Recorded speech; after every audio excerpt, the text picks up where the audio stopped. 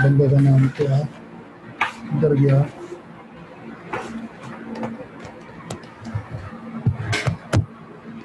کالا کیڑا ہے کیسر اقبال ابھی نہیں آیا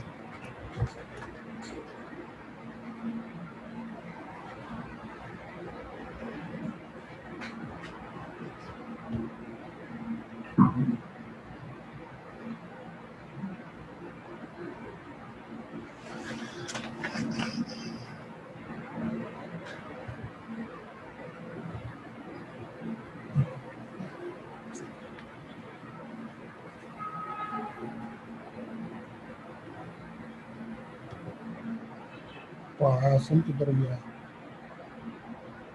کلاؤڈ پہ پہلے شروع ہو گئی ہے السلام علیکم جی یس کیا ہے ٹھیک ہے آپ جیسے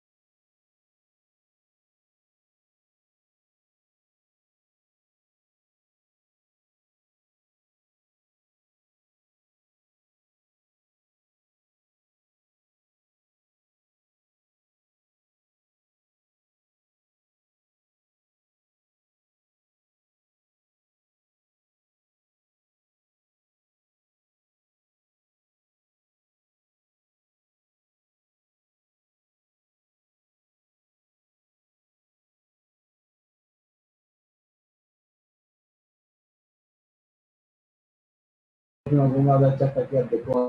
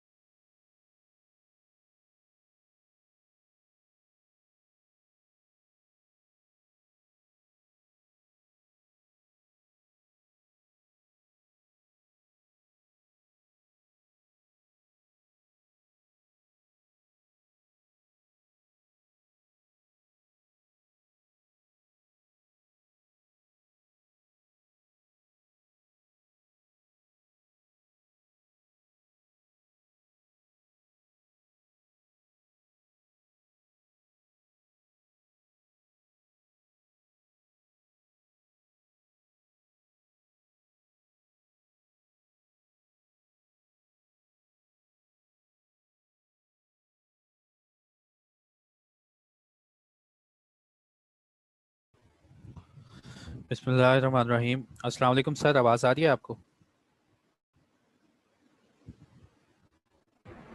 جی سر مجھے آواز آ رہی ہے.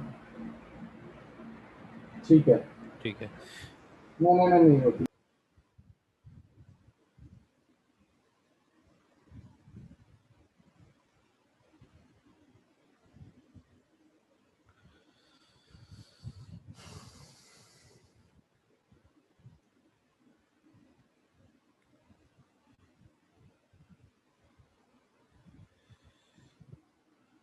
چلیں ٹھیک ہے اسٹوڈنٹس, ہم ویٹ کریں گے 5 منٹ اور اس کے بعد سٹارٹ کریں گے. باقی جو اسٹوڈنٹس ہیں وہ جوائن کر رہے ہیں.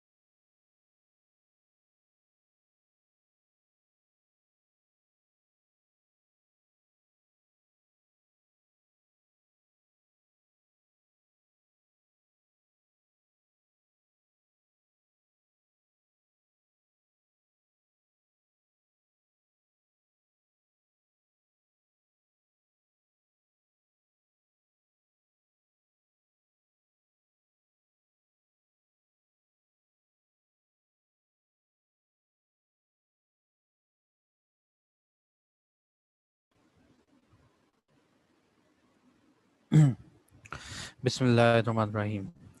السلام علیکم ڈیئر اسٹوڈنٹس. ہماری جو ایجنڈا آئٹم تھی ڈیویڈنٹ, یہ میں نے پریویس لیکچر میں کور کیا تھا کہ ڈیویڈنٹ جو ہے اس کو کون پرپوز کرتا ہے، کون اس کو فائنلائز کرتا ہے، اور ڈیویڈنٹ کی پیمنٹ کا جو میتھڈ ہے وہ آپ لوگوں کو بتایا تھا. تو ڈیویڈنڈ سے ریلیٹڈ جو ہے ہماری سلیبس میں سیکریٹریل پریکٹسز نہیں ہیں. ہاں اس کی انفارمیشن اور یہ ہوتا کیا ہے یہ میں نے آپ لوگوں کے ساتھ شیئر کیا. اب ایک چھوٹا سا سیکشن باقی بچ گیا ہمارے پاس اس سے ریلیٹڈ کہ ان پیڈ ڈیویڈنٹ جو ہے اس کے اوپر ہے سیکشن نمبر 244. تو سر ان پیڈ ڈیویڈنٹ کیا ہے؟ ایسا ڈیویڈنٹ جو کہ ان کلیمڈ ہوتا ہے، یا ایسا ڈیویڈنٹ جو کہ کمپنی ایک پے کرتی ہے رجسٹرڈ ایڈریس پہ، اور وہ ڈیویڈنٹ جو ہے رجسٹرڈ شیئر ہولڈر کے پاس نہیں پہنچتا یا اس کو کوئی کلیم نہیں کرتا. تو ان دیٹ کیس ایسے شیئرز کے اوپر جو ڈیویڈنٹ ہے کمپنی کو ریکوائرمنٹ کی گئی ہے کہ ایسے ڈیویڈنٹ جن کے شیئر ہولڈرز کا پتہ نہیں چلتا، کوئی ریسیو کرنے والا نہیں. ہاں کوئی ایسے شیئر ہولڈرز جو ایکسپائر ہو گئے ہیں اور پیچھے ابھی ان کا لیگل میٹر جو ہے وہ اوپن ہے، ابھی لیگل ریپریزنٹیٹیو آپس میں کورٹ میں فائٹ کر رہے ہیں لیکن پتہ نہیں کہ کس کو کتنا شیئر ملنا ہے. تو ایسے ڈیویڈنٹ کے لیے ریکوائرمنٹ ہے کہ کمپنی ایسے ڈیویڈنٹ کو ایک سیپریٹ اکاؤنٹ میں رکھے. تو یہ ایک جو سیکشن ہے اس کو ہم ڈیل کرتے ہیں اور اس کے بعد نیکسٹ ایجنڈا آئٹم کی طرف چلیں گے. ان پیڈ ڈیویڈنٹ اور ان کلیم ڈیویڈنٹ. ان کیس کمپنی کے پاس کوئی ان کلیمڈ یا ان پیڈ ڈیویڈنٹ ہے تو اس کے لیے کمپنی کیا کرے گی، ایک سیپریٹ پروفٹ اکاؤنٹ میں اس پیسے کو رکھے گی، یعنی کہ سیونگ اکاؤنٹ میں یہ پیسہ کمپنی نے سبمٹ کروانا ہے. اور یہ اکاؤنٹ ریکوائرمنٹ ہے کہ کسی اسکیجول بینک میں اوپن ہونا چاہیے. Company shall within a period of 90 days of making any deposit of amount to the unpaid dividend account prepare a statement and place it on its website.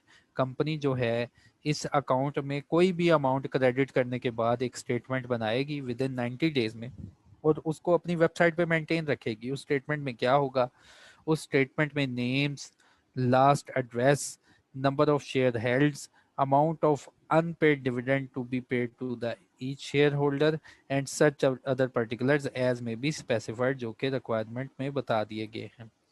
انہوں نے بتایا کہ ان پیڈ ڈیویڈنٹ کی amount جب بھی آپ نے اس اکاؤنٹ میں کریڈٹ کرنی ہے تو کمپنی نے کیا کرنا ہے، ایک اسٹیٹمنٹ بنانی ہے، اس میں یہ سب نام ہوں اور اس میں وہ سارے پرٹیکولرز ہوں جو کہ ایس سی سی پی نے بتانا ہے. تو وہ اسٹیٹمنٹ آپ نے اپنی ویب سائٹ پہ پلیس رکھنی ہے ود ان 90 ڈیز. جب بھی تم ایک اماؤنٹ اس اکاؤنٹ میں پلیس کرو گے تو ود ان 90 ڈیز آپ نے اس اسٹیٹمنٹ کو اپڈیٹ کرتے جانا ہے. Any person claiming to be entitle. پھر اس کے بعد اگر کسی پرسن کا کوئی کلیم ہے اس ڈیویڈنڈ کی طرف تو وہ کمپنی کو ایک اپلیکیشن کرے گا. کمپنی جو ہے اپلیکیشن ریسیو ہونے کے with in 30 days us person کو جو کہ کمپلین کر رہا ہے کہ ڈیویڈنٹ اسے ملنا چاہیے اور اس کا شیئر بنتا ہے، اس کو اماؤنٹ کریڈٹ کر دے گی.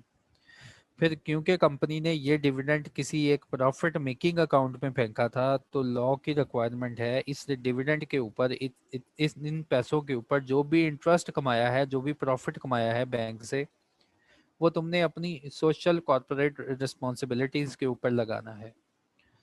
اس کے بعد where any dispute, embargo or restriction on payment of any unclaimed dividend or where an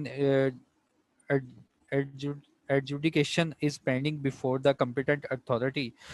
جہاں بتایا گیا کہ ڈسپیوٹ ہو، امبارگو کا مطلب ہوتا ہے ریسٹرکشن، یا کوئی ریسٹرکشن یا کوئی بین ہو کسی پیمنٹ کے اوپر، یا کسی کورٹ میں کسی پرسن کی ایڈجوڈیکیشن ہو رہی ہے، اس کو انسالوینٹ کرنے لگے ہیں. The company shall process the claim after the settlement of the dispute removal of embargo اور ریسٹرکشن.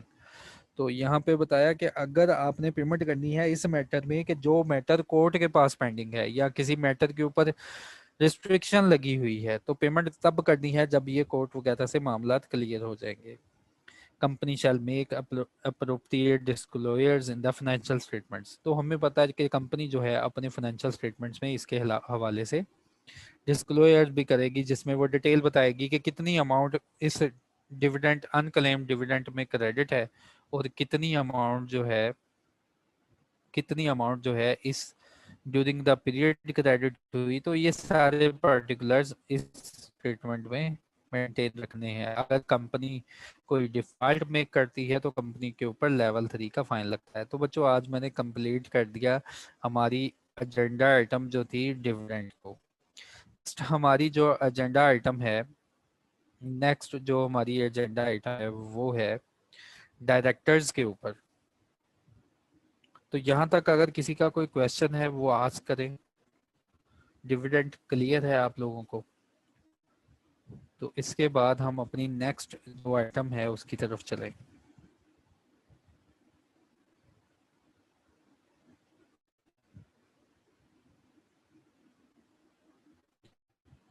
کسی کا کویشچن ہے یا ڈیویڈنڈ میں؟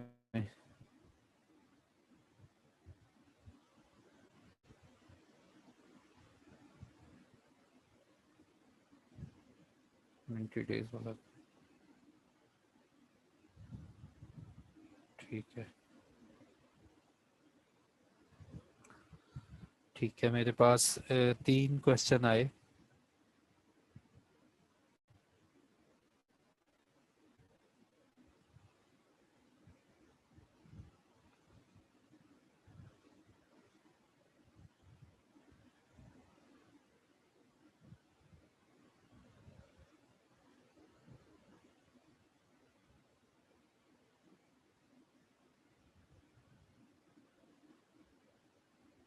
ٹھیک ہے میں ریپیٹ کر دیتا ہوں.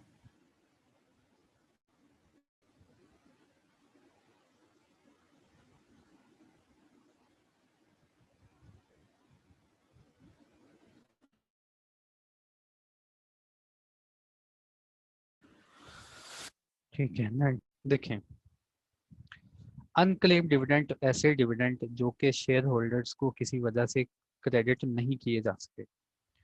وہ وجوہات یا تو شیئر ہولڈر کے اوپر ڈپینڈ کرتی ہیں یا وہ وجوہات کسی ریسٹرکشن یا کسی لاء نے منع کر دیا تھا کہ ڈیویڈنڈ کی اماؤنٹ شیئر ہولڈر کو کریڈٹ نہیں کرتی. تو ان دیٹ کیس جو ڈیویڈنڈ اناؤنس ہوا، جو میٹنگ میں فائنلائز ہوا، لاء کی ریکوائرمنٹ ہے کہ اس کو 15 ڈیز کے اندر کریڈٹ کرنا ہے شیئر ہولڈرز کو. ہاں اگر کوئی شیئر ہولڈر کسی کا ایڈریس مسنگ ہے یا شیئر ہولڈر مسنگ ہے تو ان دیٹ کیس یہ سارے کا سارا پیسہ کمپنی کو ڈائریکٹ کیا گیا، کمپنی کو بتایا گیا کہ کہاں رکھنا ہے. کمپنی کو بتایا گیا کہ کسی ایسے بینک میں رکھنا ہے جو کہ اسٹیٹ بینک کی لسٹنگ میں ہے. کسی ایسے بینک میں رکھنا ہے جو کہ ایک اسکیجول بینک ہے، اسٹیٹ بینک کے جو اسٹیٹ بینک کی لسٹنگ ہے سیکنڈ شیڈول کی، اس میں وہ بینک کا نام آ رہا ہو، تو اس بینک میں اس پیسے کو رکھنا ہے. پھر اس بینک میں اس پیسے کو رکھنا ہے سیونگ اکاؤنٹ میں، یعنی کہ اس کے اوپر پروفٹ بھی ملے کمپنی کو. اور جب تم پیسہ اس بینک میں رکھو گے تو ود ان 90 ڈیز جب تم جتنا بھی پیسہ رکھو گے اور جیسے بھی اماؤنٹ کوئی بھی کریڈٹ کی اس اکاؤنٹ میں، جو اکاؤنٹ کھولا گیا صرف اسی پرپز کے لیے اور جس کو اکاؤنٹ کو نام دینا ہے ان پیڈ ڈیویڈنٹ اکاؤنٹ، جب بھی اس اکاؤنٹ میں کوئی اماؤنٹ کریڈٹ کرنی ہے تو لاء کی ریکوائرمنٹ ہے تم نے ایک لسٹ بنانی ہے اور اس لسٹ میں وہ سارے نام، ایڈریس اور شیئر ہولڈر کی ڈیٹیل اور کتنا پیسہ پڑا ہے وہ بتانا ہے. پھر لاء کی ریکوائرمنٹ ہے اس لسٹ کو مینٹین کرنا ہے ویب سائٹ کے اوپر. ٹھیک ہے، یہ پہلے جو سوال تھا اس کا جواب میں نے دے دیا. 90 ڈیز والا ہو گیا. اس کے بعد ڈیویڈنڈ کے شیئر ہو چکے جی، اس کا نوٹس دوبارہ شیئر کر دیں گے. ٹھیک ہے، ریپیٹ سیکشن 21 پارٹ 2. ٹھیک ہے، انکلیم ڈیویڈنڈ کب تک؟ یہ انکلیم ڈیویڈنڈ جو ہے نا، پہلے لاء کی ریکوائرمنٹ تھی. یہ غفران نے پوچھا. غفران، جب یہ کمپنی ایکٹ امینڈمنٹ نہیں نہ آئی تھی تو پہلے جو پرانا سیکشن تھا اس میں ریکوائرمنٹ تھی کہ کمپنی یہ جو ڈیویڈنڈ ہے نا ود ان 90 ڈیز اپنے پاس رکھتی ہے اور 90 ڈیز کے بعد وہ ایس سی سی پی کے اکاؤنٹ میں کریڈٹ کرے گی. لیکن اب جو امینڈمنٹ ہوئی نا اس سیکشن میں وہ ساری چیزیں کٹ کر دی گئی. اب اسی کمپنی کو فورس کیا گیا کہ آپ اپنے پاس وہ اماؤنٹ رکھیں، اس کو یوز نہیں کرنا एक सेपरेट अकाउंट में रखना है और उस अकाउंट को प्रॉफिट मेकिंग अकाउंट में रखना है, सेविंग अकाउंट में रखना है, और उसके ऊपर जो तुम्हें प्रॉफिट आएगा ना वो आप सोशल रिस्पॉन्सिबिलिटीज पूरी करने के ऊपर लगाओ, चैरिटेबल पर्पसेस पे लगाओ, इन्वायरमेंट प्रोटेक्शन पे लगाओ, ठीक है। तो उस अमाउंट को आपने अपने पास रखना है उस अकाउंट में, और ये नहीं बताया कि कब तक रखना है इस अमेंडमेंट ने। तो इसका मतलब यही हुआ कि उस अमाउंट को कंपनी ने इसी अकाउंट में क्रेडिट ही रखना है और उसके ऊपर प्रॉफिट कमाना है, और उस प्रॉफिट को सोशल रिस्पॉन्सिबिलिटीज के ऊपर लगाना है। चलें ठीक है। तो सेक्शन जो है 241 और पार्ट 2 मैंने ऑलरेडी जो है ना काफ़ी डिटेल में प्रीवियस लेक्चर में मैंने यह पढ़ा दिया था, तो आप काइंडली वो वीडियो रेफर कर लें, ठीक है, रिकॉर्डिंग मौजूद होगी। तो भाई अब हमने स्टार्ट करना है board of directors, most important topic of the companies act. Corporate environment में बोर्ड ऑफ डायरेक्टर्स का ये मोस्ट इंपॉर्टेंट चैप्टर है, और अगर अगर मैं ये बात बताऊं कि पेपर में एटलीस्ट 50 to 60% जो है डायरेक्टर्स से रिलेटेड बातें होती हैं, तो वो गलत नहीं है। पेपर पॉइंट ऑफ व्यू से भी बहुत इंपॉर्टेंट चैप्टर, और लेंथ में काफी है, पढ़ाऊंगा समझ आएगा, लेकिन इसकी लेंथ बहुत ज्यादा है। क्यों इतनी लेंथ ज्यादा है यार? डायरेक्टर्स को याद रखना, अगर पावर दी गई है तो बड़ी पावर के साथ बड़ी रिस्पॉन्सिबिलिटीज भी आती है, तो उन रिस्पॉन्सिबिलिटीज को कवर किया गया आने वाले सेक्शंस में। याद रखें, डायरेक्टर्स एक कंपनी का ऑर्डिनरी बिजनेस है। डायरेक्टर की अपॉइंटमेंट एक कंपनी का ऑर्डिनरी बिजनेस है। पहले हमने ऑर्डिनरी बिजनेस जो था ऑडिटर्स का कवर किया, उसके बाद हमने कवर किया डिविडेंड्स का, और इसके बाद अब हम अपनी जर्नी स्टार्ट करने लगे हैं बोर्ड ऑफ डायरेक्टर्स के ऊपर। और इसके ऊपर हमारे सिलेबस में सेक्रेटेरियल प्रैक्टिसेस भी काफ़ी ज़्यादा मौजूद है। हमने डायरेक्टर की सेक्रेटेरियल प्रैक्टिसेस को सीखना है। हमने ये देखना है कि बोर्ड ऑफ डायरेक्टर्स में कौन लोग बैठे होते हैं। हमने ये भी देखना है कि इसकी क्या एलिजिबिलिटी क्राइटेरिया है। इसके बाद हमने ये भी देखना है कि डायरेक्टर को अपॉइंट और रिमूव कैसे किया जाता है, क्या डायरेक्टर कंपनी से लोन ले सकता है। तो ये सारी बातें जो है बोर्ड ऑफ डायरेक्टर्स के ऊपर एक लंबी चौड़ी रेगुलेशन बना दी गई, और ये बात यहाँ पे ख़त्म नहीं हुई। बोर्ड ऑफ डायरेक्टर्स के पास अगर पार्ट्स हैं तो उन पार्ट्स को रेगुलेट कर रहा है एससीसीपी एक्ट में। बोर्ड ऑफ डायरेक्टर्स के ऊपर हर तरह की रिस्ट्रिक्शन और हर तरह की रेगुलेशन बनाने के बाद मजीद बाद में एक कोड ऑफ कॉर्पोरेट गवर्नेंस बनाया गया, जिसमें फिर बोर्ड ऑफ डायरेक्टर्स को डायरेक्ट टारगेट किया गया और उनको बताया गया कि आप लोगों ने अपनी रिस्पॉन्सिबिलिटीज को, पब्लिक इंटरेस्ट जो आपके पास है उसको किस तरह परफॉर्म करना है। तो ये एग्जाम पॉइंट ऑफ व्यू से बहुत इंपॉर्टेंट आपका टॉपिक है बोर्ड ऑफ डायरेक्टर्स। तो बोर्ड ऑफ डायरेक्टर्स को स्टार्ट करने से पहले मैं ऑफिसर्स बताऊंगा। हमने अब चैप्टर स्टार्ट कर लिया है मैनेजमेंट ऑफ द कंपनी, कि कंपनी की मैनेजमेंट जिन लोगों के पास है, हमने वो सारे सेक्शंस इसमें कवर करने हैं। ये कोई कुल मिला के कोई 70-75 सेक्शंस होंगे जो कि हम आने वाली सीरीज में कवर करेंगे। तो ऑफिसर्स जो section number 2/45 of the companies act में बताया गया कि जब भी कभी ऑफिसर का नाम यूज होगा ना कंपनी एक्ट में, तो ऑफिसर से मतलब क्या होता है? ऑफिसर से मतलब होता है, officers include the directors, chief executive, chief financial officer और कंपनी सेक्रेटरी। तो ऑफिसर्स में ये 4 लोग आएंगे कि जब भी कंपनी के ऑफिसर्स के ऊपर लाइबिलिटी या ऑफिसर्स का नाम लिया जाएगा, और जब भी कभी कंपनीज एक्ट में लिखा होता है the officers of the company will liable, तो इसका मतलब होता है कि वो इनडायरेक्ट बात हो रही है कि डायरेक्टर्स, चीफ एग्जीक्यूटिव, सीएफओ और कंपनी सेक्रेटरी जो है इनकी रिस्पॉन्सिबिलिटी को बताने जा रहे हैं। इनको आप मैनेजमेंट ऑफ द कंपनी भी बोल दें तो गलत बात नहीं है, क्योंकि आने वाले जितने हमारी रेगुलेशंस हैं हम 1 by 1 इनको कवर करेंगे। अब हमने स्टार्ट कर लिया है डायरेक्टर्स। ये डायरेक्टर्स होते क्या है? देखें, डायरेक्टर आमतौर पर डायरेक्टर होता कौन है? Director is appointed to a company to manage the day-to-day business affairs. Directors appoint کیے جاتے ہیں. کسی بھی کمپنی میں جو ڈائریکٹرز ہوتے ہیں وہ سلیکٹ کیے جاتے ہیں, وہ اپوائنٹ کیے جاتے ہیں, ان کو رکھا جاتا ہے. ابھی یہاں پہ غور کریں, میں نے ڈائریکٹر کی ٹائپ نہیں بتائی, صرف ابھی میں بتا رہا ہوں کہ ڈائریکٹر ہوتے کون ہیں. ڈائریکٹر ایسے لوگ ہوتے ہیں جن کو کمپنی, کسی خاص کمپنی کو مینج کرنے کے لیے, ان کی day to day decision making کے لیے ان کو اپوائنٹ کیا جاتا ہے. دیکھیں یہاں پہ بات ایک یاد رکھے, سپریم پاور ہے شیئر ہولڈرز کے پاس. شیئر ہولڈرز جو ہیں میٹنگ اٹینڈ کرتے ہیں, share holders annual general meeting attend کرتے ہیں یا چند میٹنگ اٹینڈ کرتے ہیں اور اس میٹنگ میں کچھ فیصلے دیتے ہیں. لیکن کیا ہر فیصلے کے لیے شیئر ہولڈرز کو چل کے آنا پڑے گا, میٹنگ کرنی پڑے گی اور ڈیلی میٹنگ کرنی پڑے گی؟ تو شیئر ہولڈرز کچھ اپنی بات جو ہے ڈائریکٹرز کو ٹرانسفر کر دیتے ہیں اور اس کو بولتے ہیں کہ ڈائریکٹرز رکھ لیتے ہیں کسی بھی کمپنی کے day to day business affairs کو مینج کرنے کے لیے, day to day business affairs, day to day decision making کے لیے. And to ensure the all statutory filing obligations are met. اور ڈائریکٹر کو اس لیے رکھا جاتا ہے کہ یہ انشور کریں کہ ہم لیگل جو ہے ریکوائرمنٹ ان کو بھی فلفل کر رہے ہیں یا نہیں. Directors must act lawfully and honestly and make decision for the benefit of the company and its member.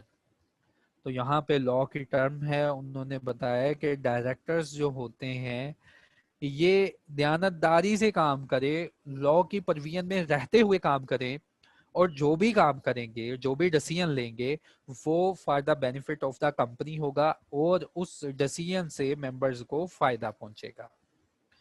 Director کی پوزیشن کیا ہے؟ لا فل ڈائریکٹر کی پوزیشن ہے کہ ڈائریکٹر کو ٹرسٹی اور ڈائریکٹر کو ایجنٹ آف دا کمپنی بھی بولا جاتا ہے. کہ ڈائریکٹر ایک طرف تو لوگوں کا پیسہ ہے ان کے پاس, ان کے اوپر ٹرسٹ ہے لوگوں کا کہ یہ پیسہ اسی بزنس میں لگائیں گے جس پرپس کے لیے کمپنی کو بنایا گیا ہے, اور اس کے بعد یہ ڈائریکٹرز جو ہیں کمپنی کو ریپرزینٹ کریں گے, تو اس لیے بول دیا جاتا ہے کمپنی کے یہ ایجنٹ بھی ہے. تو لا میں سیکشن نمبر 2(25) میں ڈائریکٹرز کی لیگل ڈیفینیشن موجود ہے. ڈائریکٹر کی ڈیفینیشن کیا ہے؟ Director include any person occupying the position of a director by whatever name called. دیکھو کمپنی ایکٹ نے ایک بالکل جنرل سی آپ کو ڈیفینیشن بتا دی. کمپنی ایکٹ نے کہا ڈائریکٹر کا مطلب بالکل یہ نہیں کہ ایک سوٹڈ ووٹڈ بندہ ہے تو وہی آپ نے ڈائریکٹر کا نام اس کو دینا ہے. کمپنی ایکٹ نے کہا میری طرف سے یار ڈائریکٹر وہ ہے جو کہ ڈائریکٹرز کے اختیارات رکھتا ہو. ڈائریکٹر انکلوڈز اینی پرسن, اس میں کوئی بھی پرسن شامل ہو سکتا ہے, occupying the position of a director, جس کے پاس وہ سارے اختیارات ہو.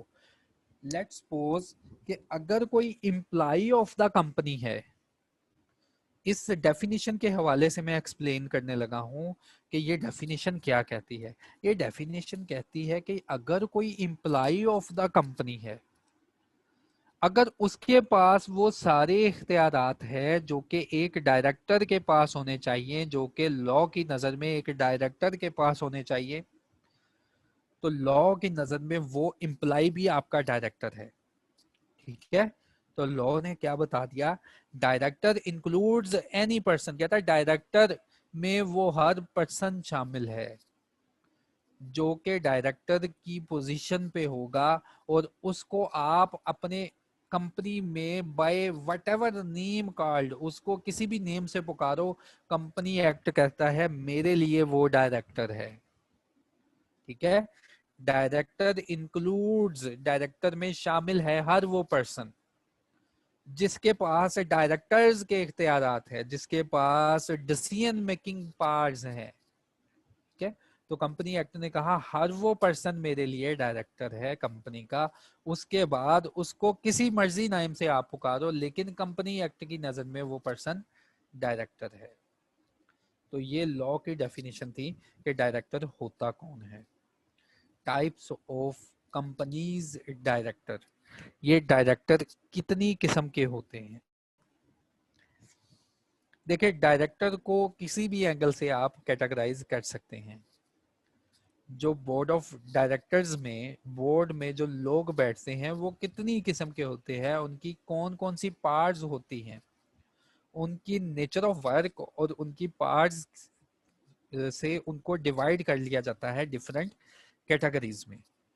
तो फर्स्ट वन, यार मेरे पास एक कैटेगरी है whole time director. Whole time director क्या है सर? आप लोगों ने नेम सुना होगा, finance director, production director, human resource director, legal director. ठीक है, किसी भी कंपनी में कोई ऐसी पोजीशन होती है जिसमें जो एम्प्लॉय ऑफ द कंपनी होते एम्प्लॉय ऑफ द कंपनी है। ये अपने पास बात नोट करें। कंपनी के कुछ ऐसे काबिल एम्प्लॉइज जो कि बहुत चालाक होते हैं और जिनकी क्वालिफिकेशन क्राइटेरिया बहुत हाई होता है, और वो कंपनी को कुछ ना कुछ फायदा पहुंचा सकते हैं अपनी डिसीजन मेकिंग पावर से। किसी डिपार्टमेंट को होल वो कंट्रोल कर सकते हैं। तो कंपनी ऐसे लोगों को डायरेक्टर बना लेती है, ऐसे लोगों को डिसीजन मेकिंग पावर्स दे देती है। इन लोगों को बोला जाता है होल टाइम डायरेक्टर्स। ऐसे डायरेक्टर्स अपने पास लिख लें जो कि एम्प्लॉय ऑफ द कंपनी होते हैं,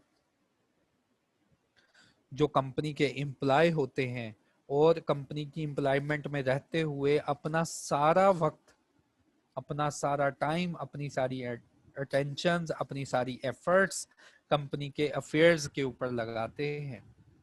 ऐसे डायरेक्टर्स को बोला जाता है होल टाइम डायरेक्टर्स। और याद रखना, ये कंपनी के मेंबर नहीं होते, हो भी सकते हैं, लेकिन इनके साथ जो है एम्प्लॉयमेंट का कॉन्ट्रैक्ट हुआ होता है।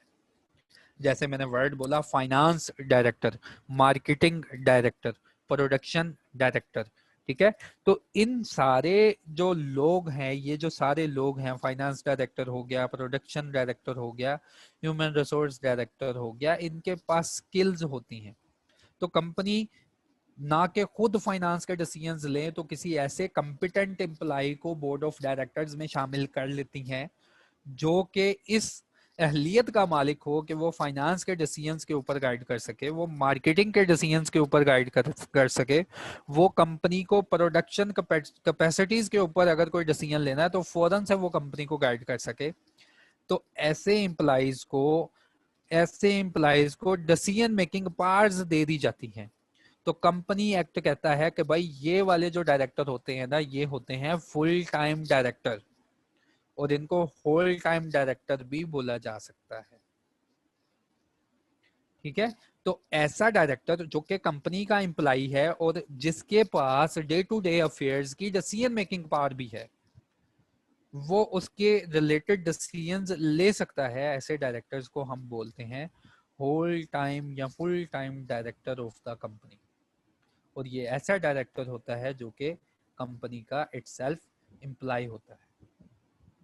एग्जीक्यूटिव डायरेक्टर्स, कुछ ऐसे मेंबर्स होते हैं कंपनी के जो कि डायरेक्टर अपॉइंट कर लिए जाते हैं।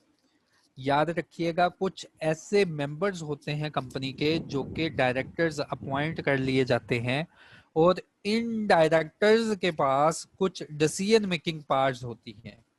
ये ऐसे लीडर्स होते हैं, ये ऐसे एग्जीक्यूटिव डायरेक्टर्स होते हैं जो कि कंपनी को उसके कल्चर में डेवलपमेंट की मदद देते हैं। इनके पास डिसीजन मेकिंग पावर होती है, ये एम्प्लॉयज को मोटिवेट करते हैं, ये ओवरऑल कंपनी का स्ट्रेटेजिक प्लान बनाते हैं। यानी कि इनके पास पॉलिसी मेकिंग पावर्स होती हैं। ऐसे डायरेक्टर्स जो कि होते मेंबर्स हैं, लेकिन इनको इलेक्ट कर लिया जाता है कि कंपनी को आप गाइड करें, कंपनी को अपनी डिसीजन मेकिंग पार्ट से कंपनी को गाइड करें और कंपनी के अफेयर्स को कंट्रोल करें। तो ایسے ڈائریکٹرز کو ہم بولتے ہیں ایگزیکٹو ڈائریکٹرز. ایسے ڈائریکٹر جو کہ اپوائنٹڈ کرتے ہیں, اپوائنٹمنٹ جن کی ہوتی ہے بورڈ آف ڈائریکٹرز میں, اور ان کے پاس ڈیسیژن میکنگ پاورز ہوتی ہے. اور یاد رکھنا ہے کہ یہ ایسے ڈائریکٹرز ہوتے ہیں جو کہ ممبر آف دا کمپنی بھی ہوتے ہیں. اور بعض دفعہ تو یہ بھی کہنا غلط نہیں ہوگا کہ یہ الیکشن لڑکے بورڈ آف ڈائریکٹرز میں آتے ہیں. اور بورڈ آف ڈائریکٹرز میں جب یہ آتے ہیں تو ان کے پاس ڈیفینیٹلی کمپنی کے جو سبسٹانشیل شیئرز ہیں وہ بھی موجود ہوتے ہیں. تو اس لیے ان کے پاس ڈیسیژن میکنگ پاور بھی ہوتی ہے. یہ اپنی ڈیسیژن میکنگ سے ڈے ٹو ڈے ڈیسیژن سے کمپنی کو گائیڈ کرتے ہیں. ان کو بولتے ہیں ایگزیکٹو ڈائریکٹرز. ہول ٹائم یا فل ٹائم ڈائریکٹر کو بھی ایگزیکٹو ڈائریکٹر کہا جا سکتا ہے, کیونکہ یہ بھی ایک ایسا ڈائریکٹر ہے جو کہ ڈیسیژن میکنگ پاور لیتا ہے. لیکن ایگزیکٹو ڈائریکٹر کو ہول ٹائم ڈائریکٹر یا فل ٹائم ڈائریکٹر نہیں بولا جا سکتا, کیونکہ بچوں جو ہول ٹائم ڈائریکٹر ہے نا وہ صرف ایک ہی کمپنی کا ڈائریکٹر ہوتا ہے, وہ کسی اور کمپنی کا ہول ٹائم ڈائریکٹر اپوائنٹ نہیں ہو سکتا. لیکن جو ایگزیکٹو ڈائریکٹرز ہوتے ہیں ان کے پاس ایک کمپنی کی ڈائریکٹرشپ اور اس کے علاوہ میکسیمم 7 کمپنیز کی ڈائریکٹرشپ بھی موجود ہو سکتی ہے. یہ ایک کمپنی کے بورڈ آف ڈائریکٹرز میں بیٹھ کے ڈیسیژن میکنگ لے رہے ہیں تو کسی اور کمپنی کے بھی بورڈ آف ڈائریکٹرز میں بیٹھ کے ڈیسیژن میکنگ لے رہے ہیں. فرق یہ ہے دونوں میں کہ ہول ٹائم ڈائریکٹرز جو ہے امپلائی آف دا کمپنی ہوتا ہے, یہ کسی اور کمپنی کا ڈائریکٹر نہیں بن سکتا. ہاں جو ایگزیکٹو ڈائریکٹرز ہیں یہ بھی جو ہیں ان کے پاس بھی ڈیسیژن میکنگ کچھ پاورز ہوتی ہیں. یہ ممبرز آف دا کمپنی بھی ہوتے ہیں, یہ اپوائنٹمنٹ ان کی ہوتی ہے, یہ الیکٹڈ ہوتے ہیں. اس کے بعد یہ ایک کمپنی کے ڈائریکٹر ہیں تو کسی اور کمپنی میں بھی یہ ڈائریکٹر اپوائنٹ ہو سکتے ہیں. تو یہ دونوں میں نے ٹائپس ایکسپلین کی. اگر ان سے ریلیٹڈ کوئی کویسچن ہے تو وہ کویسچن باکس میں آپ ابھی پوچھ لیں, وہ میں بعد میں ایکسپلین کروں گا. اب بورڈ آف ڈائریکٹرز میں 2 ڈائریکٹر میں نے آپ کو اسپیسیفائی کر دیے. ایک ڈائریکٹر ایسا بندہ جو کہ فل ٹائم امپلائی ہے اور اس اہلیت کا مالک ہے کہ وہ اپنی فیلڈ سے ریلیٹڈ ڈیسیژن میکنگ لے سکتا ہے, اس کی ڈیسیژن میکنگ کو اکاؤنٹ فار کیا جاتا ہے, وہ فل ٹائم ڈائریکٹر. اب بورڈ میں کچھ ایسے ممبرز جو کہ الیکشن کے تھرو آئے ہیں اور ان کا کمپنی میں انٹرسٹ ہے اور وہ بھی ڈیسیژن میکنگ کر رہے ہیں, ان کو بولتے ہیں ایگزیکٹو ڈائریکٹر. سر نان ایگزیکٹو ڈائریکٹر یہ کیا بلا ہے؟ نان ایگزیکٹو ڈائریکٹر ایک ایسے ڈیسیژن میکنگ بورڈ میں ایک ایسے بندے کی موجودگی جو کہ یہ 5 ڈیفینیشن کو پوری کرے. تو ان 5 ڈیفینیشنز کو اگر وہ پرسن پورا کر رہا ہے تو اس کو بولتے ہیں کہ وہ ایک ایسا ڈائریکٹر ہے جو کہ نان ایگزیکٹو ڈائریکٹر ہے. نان ایگزیکٹو ڈائریکٹر کون ہے؟ لا نے بتایا, سنو, کہتا ہے جی ایسا person on the board of the company, ایسا پرسن جو کہ بورڈ آف ڈائریکٹرز میں بیٹھا ہوا ہے, who is not from the executive management team and may or may not be independent. First one کہہ دیا کہ یار نان ایگزیکٹو ڈائریکٹر ایسا ڈائریکٹر ہے جو کہ day to day decision making میں انوالو نہیں ہوتا, جو کہ ایگزیکٹو ڈائریکٹر نہیں ہوتا. ان شارٹ اس نے بتا دیا کہ نان ایگزیکٹو ڈائریکٹر کون, کہ سر ایسا پرسن جو کہ ایگزیکٹو ٹیم کا حصہ نہیں ہے, جو day to day decision making میں انوالو نہیں ہے. یہ انڈیپینڈنٹ ڈائریکٹر بھی ہو سکتا ہے اور نہیں بھی ہو سکتا. بعض دفعہ انڈیپینڈنٹ ڈائریکٹر کو بھی نان ایگزیکٹو ڈائریکٹر بنا لیتے ہیں. تو کہتا ہے وہ بعد کی بات ہے کہ وہ انڈیپینڈنٹ ڈائریکٹر ہے یا نہیں ہے, لیکن وہ day to day decision making میں انوالو نہیں ہے. پہلا کرائٹیریا کہ ایسا کوئی ممبر جو کہ ڈے ٹو ڈے, ایسا کوئی ڈائریکٹر, ایسا کوئی پرسن جو کہ بورڈ آف ڈائریکٹر میں بیٹھا ہوا ہے لیکن day to day decision making میں نہیں آتا, صرف اس ڈیسیژن میکنگ میں آتا ہے جس ڈیسیژن میکنگ کے لیے اس کو رکھا گیا ہے. is expected to lend an outside viewpoint to the board of company. ये हमेशा कंपनी को उसी व्यू पॉइंट के ऊपर गाइड करेगा जिससे रिलेटेड इसको रखा गया है. जैसे लेट्स सपोज हम लीगल एडवाइसेस के लिए एक नॉन एग्जीक्यूटिव डायरेक्टर रखते हैं और उसको हम अपॉइंट कर लेते हैं अपने पास कि जब भी बोर्ड की मीटिंग हो और जब भी लॉ के रिलेटेड डिसीजन मेकिंग लेनी हुई ना, तो हम आपकी सर्विसेज लेंगे, आप बोर्ड ऑफ डायरेक्टर में आ जाएं. किसी क्वालिफाइड एडवोकेट को रख लिया तो वो क्वालिफाइड एडवोकेट जो है ना सिर्फ उसी मीटिंग में आएगा जिस मीटिंग में इसको बुलाया जाएगा और जिस मीटिंग में इसकी डिसीजन मेकिंग रिक्वायर्ड हुई. तो लॉ ने कहा कि नॉन एग्जीक्यूटिव डायरेक्टर, सुन लो बच्चों, पहला वो डायरेक्टर जो कि day to day decision making में इन्वॉल्व नहीं होता. दूसरा, उसका एक और क्राइटेरिया, सिर्फ उसी बात के ऊपर अपना व्यू पॉइंट देता है जिस बात के लिए इसको रखा गया है. तीसरा फिर डिफाइन किया गया कि नॉन एग्जीक्यूटिव डायरेक्टर कौन होगा. तीसरा फिर अपॉइंट उन्होंने बताया कि यार नॉन एग्जीक्यूटिव डायरेक्टर ऐसा डायरेक्टर होगा does not undertake to devote his whole working time to the company. ये ऐसा डायरेक्टर होता है जो कि कंपनी को अपना सारा वक्त नहीं देगा. And not involve in the managing the affairs of the company, और कंपनी के किसी अफेयर्स को ये मैनेज नहीं करता. ठीक है, तीन बातें लॉ ने आपको स्पेसिफाई कर दी. पहले कि वो एग्जीक्यूटिव टीम का हिस्सा ना हो. ऐसा नहीं हो सकता कि एक एग्जीक्यूटिव डायरेक्टर है वो कह ले कि मुझे आप नॉन एग्जीक्यूटिव डायरेक्टर की भी क्लास में कैटेगराइज कर दें. पहली बात लॉ ने खत्म कर दी कि कोई अगर एग्जीक्यूटिव डायरेक्टर है तो वो सोचे ही ना कि वो नॉन एग्जीक्यूटिव डायरेक्टर बनेगा. दूसरी बात, ये ऐसे डायरेक्टर होते हैं कि जिस व्यू पॉइंट के लिए इनको रखा जाता है सिर्फ वही व्यू पॉइंट कंपनी को देते हैं. तीसरी बात, ये अपना सारा वक्त कंपनी के ऊपर स्पेंड नहीं करते जैसे कि एग्जीक्यूटिव डायरेक्टर और होल टाइम डायरेक्टर कंपनी के ऊपर अपना टाइम स्पेंड कर रहे होते हैं. ये कंपनी के ऊपर अपना टाइम स्पेंड नहीं करते. दूसरा कि ये कंपनी के अफेयर्स को मैनेज नहीं कर रहे होते. चौथी बात जो कि एक समझने वाली बात है लीगल पॉइंट ऑफ व्यू से, is not a beneficial owners of the company. बच्चों अपने पास लिख लो, जो तुम 10% की वोटिंग पावर पढ़ते आए हो ना, कि एटलीस्ट 10% वोटिंग पावर जिस बंदे के भी पास, जिस पर्सन के भी पास, कंपनीज एक्ट डिफाइन करता है, जिस पर्सन के भी पास एटलीस्ट 10% या उससे ज्यादा के शेयर होल्डिंग होती है तो उस पर्सन को बोला जाता है beneficial owner of the company. अपने पास ये बात नोट करें कि जो पर्सन, जिस पर्सन के भी पास किसी भी कंपनी के 10% से अबव शेयर्स होते हैं उसको बोलते हैं beneficial owner of the company. कहा है कि अगर एक नॉन एग्जीक्यूटिव डायरेक्टर तुमने अपॉइंट करना है तो उसके पास एक चौथा पॉइंट ये भी देख लेना कि कहीं वो बेनिफिशियल ओनर तो नहीं,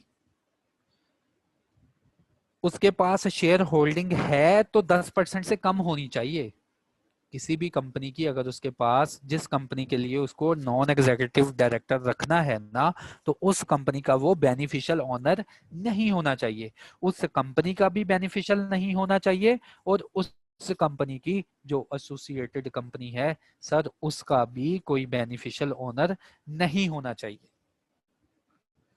ठीक है, तो डी पॉइंट समझने वाला है कि नॉन एग्जीक्यूटिव डायरेक्टर ना तो मैनेजमेंट, एग्जीक्यूटिव मैनेजमेंट में से होगा कोई, ये सिर्फ कंपनी को वो व्यू पॉइंट देंगे जो जिनके लिए इनको रखा गया, और ये सारा वक्त कंपनी को नहीं देंगे.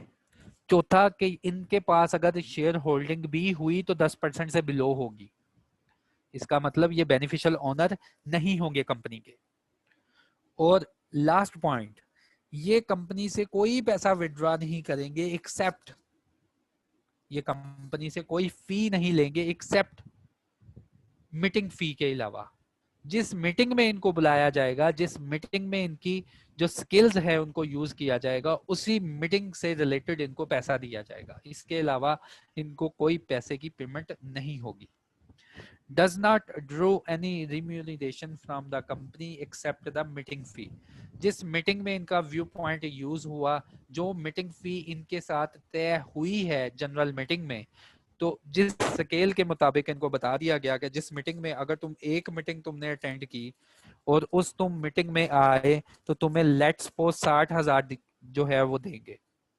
तो कहता है जी जिस मीटिंग के लिए बुलाया उस मीटिंग के लिए आया और उसी मीटिंग की बस इसको फी दो और फर्क करो। इसको बोलते हैं नॉन एग्जीक्यूटिव डायरेक्टर। होपफुली मैंने इसको बहुत डिटेल में बता दिया है कि नॉन एग्जीक्यूटिव डायरेक्टर होता कौन है। देखें अब इंडिपेंडेंट डायरेक्टर।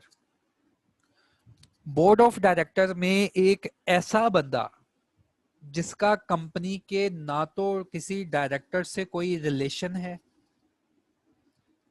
ना तो उसका कंपनी में इंटरेस्ट है, लेकिन वो फिर भी बोर्ड ऑफ डायरेक्टर्स में बैठा हुआ है, ऐसे पर्सन को हम बोलते हैं इंडिपेंडेंट डायरेक्टर।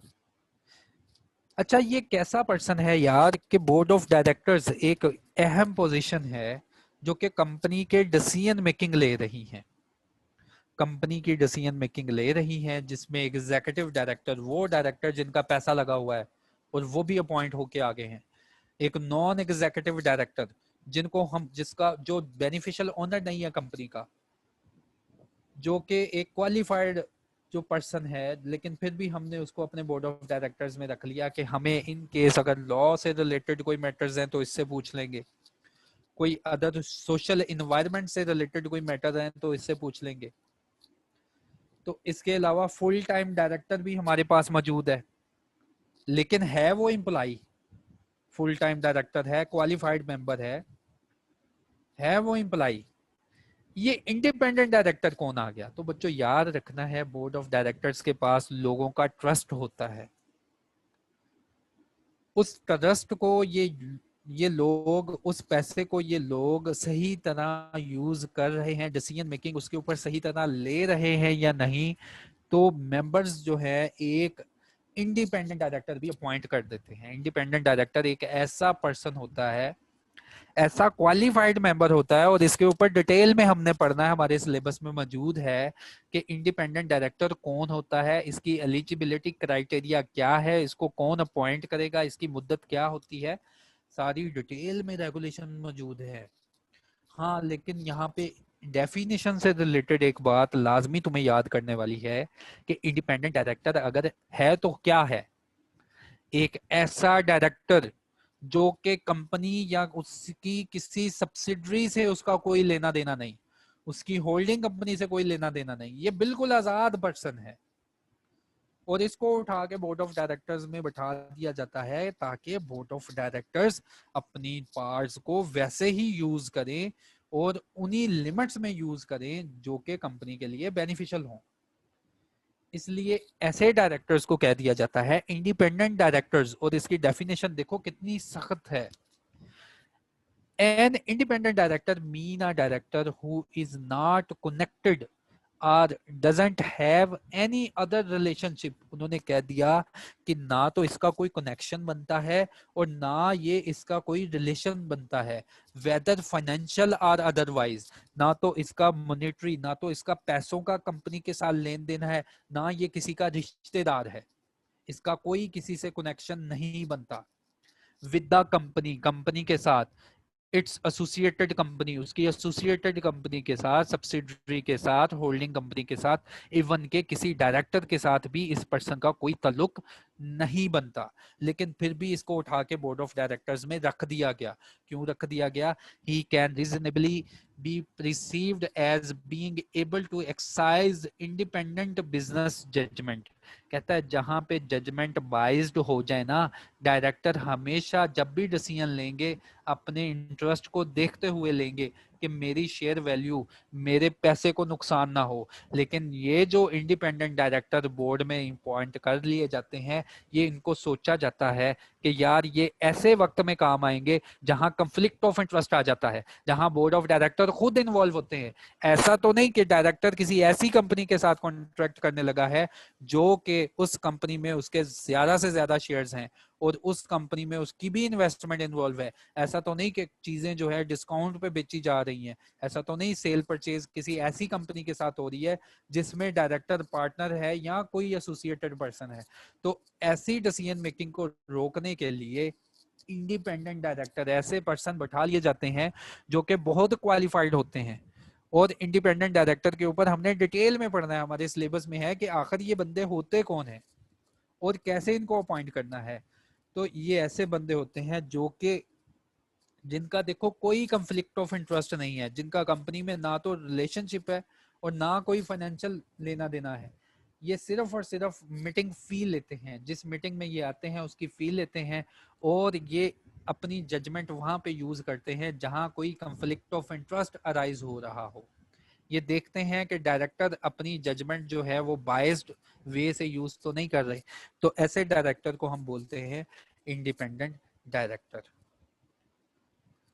ٹھیک ہے بچوں, میں نے ہوپ فلی جو ڈائریکٹرز ہیں ان کی 4 اقسام آپ کو اچھی طریقے سے پڑھا دی ہیں کہ بورڈ آف ڈائریکٹرز ایک ایسا بورڈ جس میں ڈیسیژن میکنگ ہوتی ہے کمپنی کے افیئرز کے اوپر, کہ کمپنی میں لوگوں کا پیسہ لگا ہوا ہے اور ان لوگوں کے اوپر ٹرسٹ ہے. اسی لیے ڈائریکٹر کو کہہ دیتے ہیں کہ ان کے اوپر فیڈوشری ٹرسٹ ہے. آگے ہم پڑھیں گے فیڈوشری ٹرسٹ, کہ ایسا ٹرسٹ جو کہ اس پرسن کے اوپر کیا جاتا ہے جس کی, اس کو آپ کہہ سکتے ہیں بلائنڈ ٹرسٹ ہے کہ یہ آپ کے پیسے کے ساتھ کھیلے گا تو آپ کے بینیفٹ کے لیے کھیلے گا.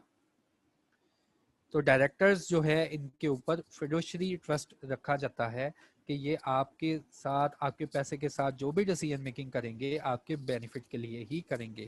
تو ڈائریکٹرز کی ابھی میں نے 4 اقسام بتائی کہ ایسے ڈائریکٹرز جو کہ فل ٹائم ہوں, جو کہ امپلائی ہوں, وہ فل ٹائم ڈائریکٹرز ہیں. ایسے ڈائریکٹرز جو کہ اپوائنٹڈ ہیں اور ان کا میجر انٹرسٹ ہے کمپنی میں اور ڈیسیژن میکنگ کر رہے ہیں day to day, executive director. ایسے ڈائریکٹر جو کہ بینیفیشل اونر نہ ہو, کمپنی میں شیئر ہے تو 10% سے تھوڑے ہی ہیں, کم ہی ہے یا نہ بھی ہوں. ٹھیک ہے, اور ان کو صرف اور صرف اس ویو پوائنٹ کے لیے بلایا جاتا ہے جن کے لیے ان کی ضرورت ہوتی ہے, وہ نان ایگزیکٹو ڈائریکٹر. اور independent director most qualified professional بندے جو ہم نے ابھی پڑھنے ہیں اپنے سلیبس میں اور ڈیٹیل میں ریکوائرمنٹ موجود ہے ان کے اوپر. اس کے علاوہ یار ڈائریکٹر کی بکس میں اور بھی اقسام ہے کہ جی آلٹرنیٹیو ڈائریکٹر, ایسا ڈائریکٹر کہ جب ایک پرسن, ایک ڈائریکٹر کہیں کام کے لیے باہر جانے لگا ہے, اپنی جگہ کسی اور کو اپوائنٹ کر کے چلا گیا آلٹرنیٹیو ڈائریکٹر, تو وہ ڈیورنگ دا کورس ہم یہ ساری ٹائپس ڈیل کر لیں گے. ابھی کے لیے جو ٹائپس مجھے ضرورت ہے آپ سے وہ ان 4 لوگوں میں فرق رکھنا ہے, کیونکہ جب آگے پینلٹی لیولز آئیں گے تو آپ کو لا بتائے گا میں اس پرسن کی بات کر رہا ہوں جو فل ٹائم ڈائریکٹر ہے, یا میں اس پرسن کی بات کر رہا ہوں جو کہ انڈیپینڈنٹ ڈائریکٹر ہے.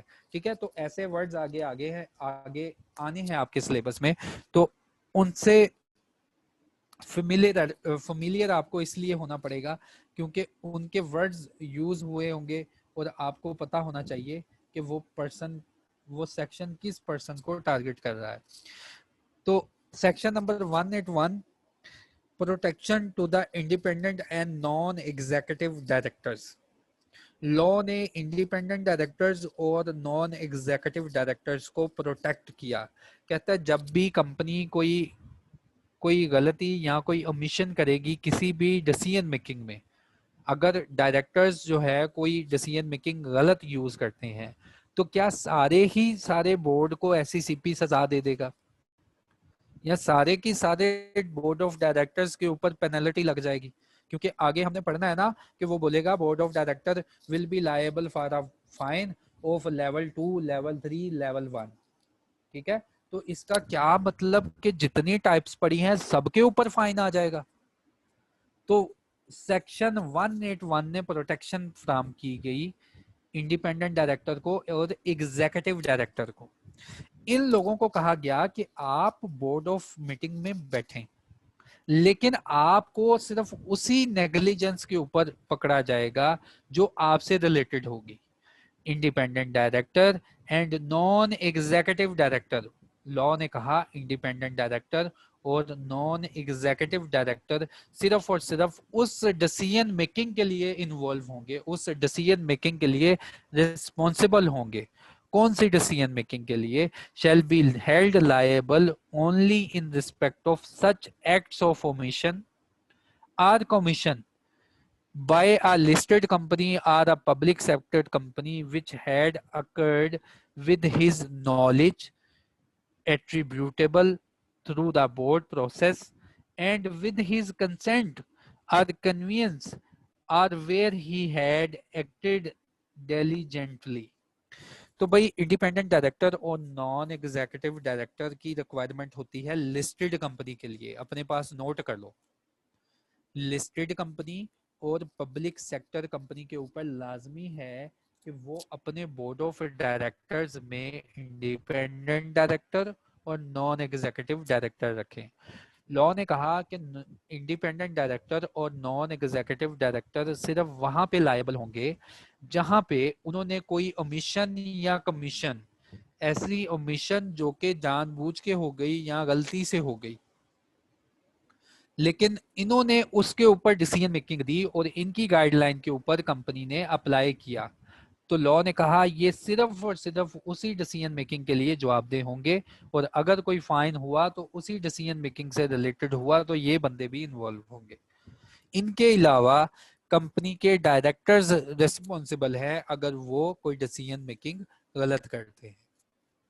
لیکن ایسا میٹر جس میں انڈیپینڈنٹ ڈائریکٹر کو بولنا تھا لیکن وہ چپ رہا, ہاں اگر بولا تو غلط بیانی کی, ہاں اگر ایگزیکٹو ڈائریکٹر ہے اس نے غلط گائیڈ لائن پرووائڈ کی, اس کی ڈائریکشنز پہ کمپنی کو چلنا پڑا کیونکہ اس کے پاس بھی ڈیسیژن میکنگ پاورز ہے اور ڈائریکٹرز جو ہے اس کے اوپر ٹرسٹ کر رہے ہیں, تو ایسی ڈیسیژن میکنگ کے لیے یہ پرسن بھی رسپانسبل ہوگا. تو یہ ایک لا نے پروٹیکشن دی انڈیپینڈنٹ ڈائریکٹر کو اور نان ایگزیکٹو ڈائریکٹر کو. Minimum number of directors of a company, کسی ایک کمپنی میں کتنے کم از کم ڈائریکٹر ہوتے ہیں. سنگل ممبر کمپنی جو کہ ابھی ہم نے پڑھنی ہے, جو سنگل ممبر کمپنی ہے, SMC shall have at least one director. Single member company جس کا ایک ہی ممبر ہوتا ہے, لا نے ریکوائر کر دیا کہ اس میں کم از کم ایک ڈائریکٹر تو لازمی ہوگا. اس کے بعد every other private company, single ممبر کمپنی ایک پرائیویٹ کمپنی ہوتی ہے, اس کے علاوہ اگر کوئی پرائیویٹ کمپنی ہے تو اس کمپنی کے لیے every other private company shall have not less then 2 directors. اگر کوئی پرائیویٹ کمپنی ہے تو اس میں کم از کم 2 ڈائریکٹر لازمی ہے, زیادہ جتنے مرضی رکھو. اب public company shall have not less than 3 directors. جو پبلک کمپنی ہے اس کے کم از کم 3 ڈائریکٹر تو لازمی ہوں گے, زیادہ سے زیادہ جتنے مرضی رکھ لیں. And a listed company, listed company ایسی پبلک کمپنی جو کہ اسٹاک ایکسچینج میں لسٹڈ ہے, a listed company shall have not less than 7 directors. پھر لا نے بتا دیا کہ only a natural person shall be a director.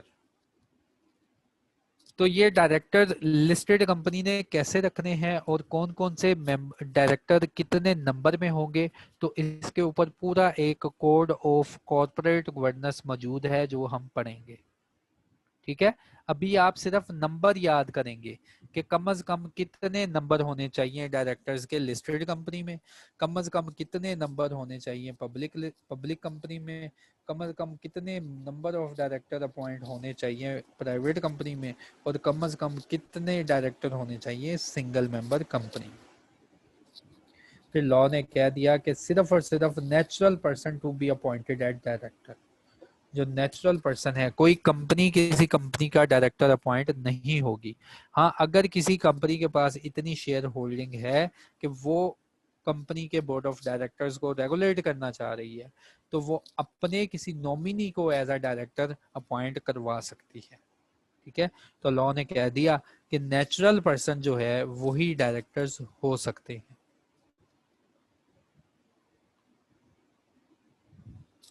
Number of directorship,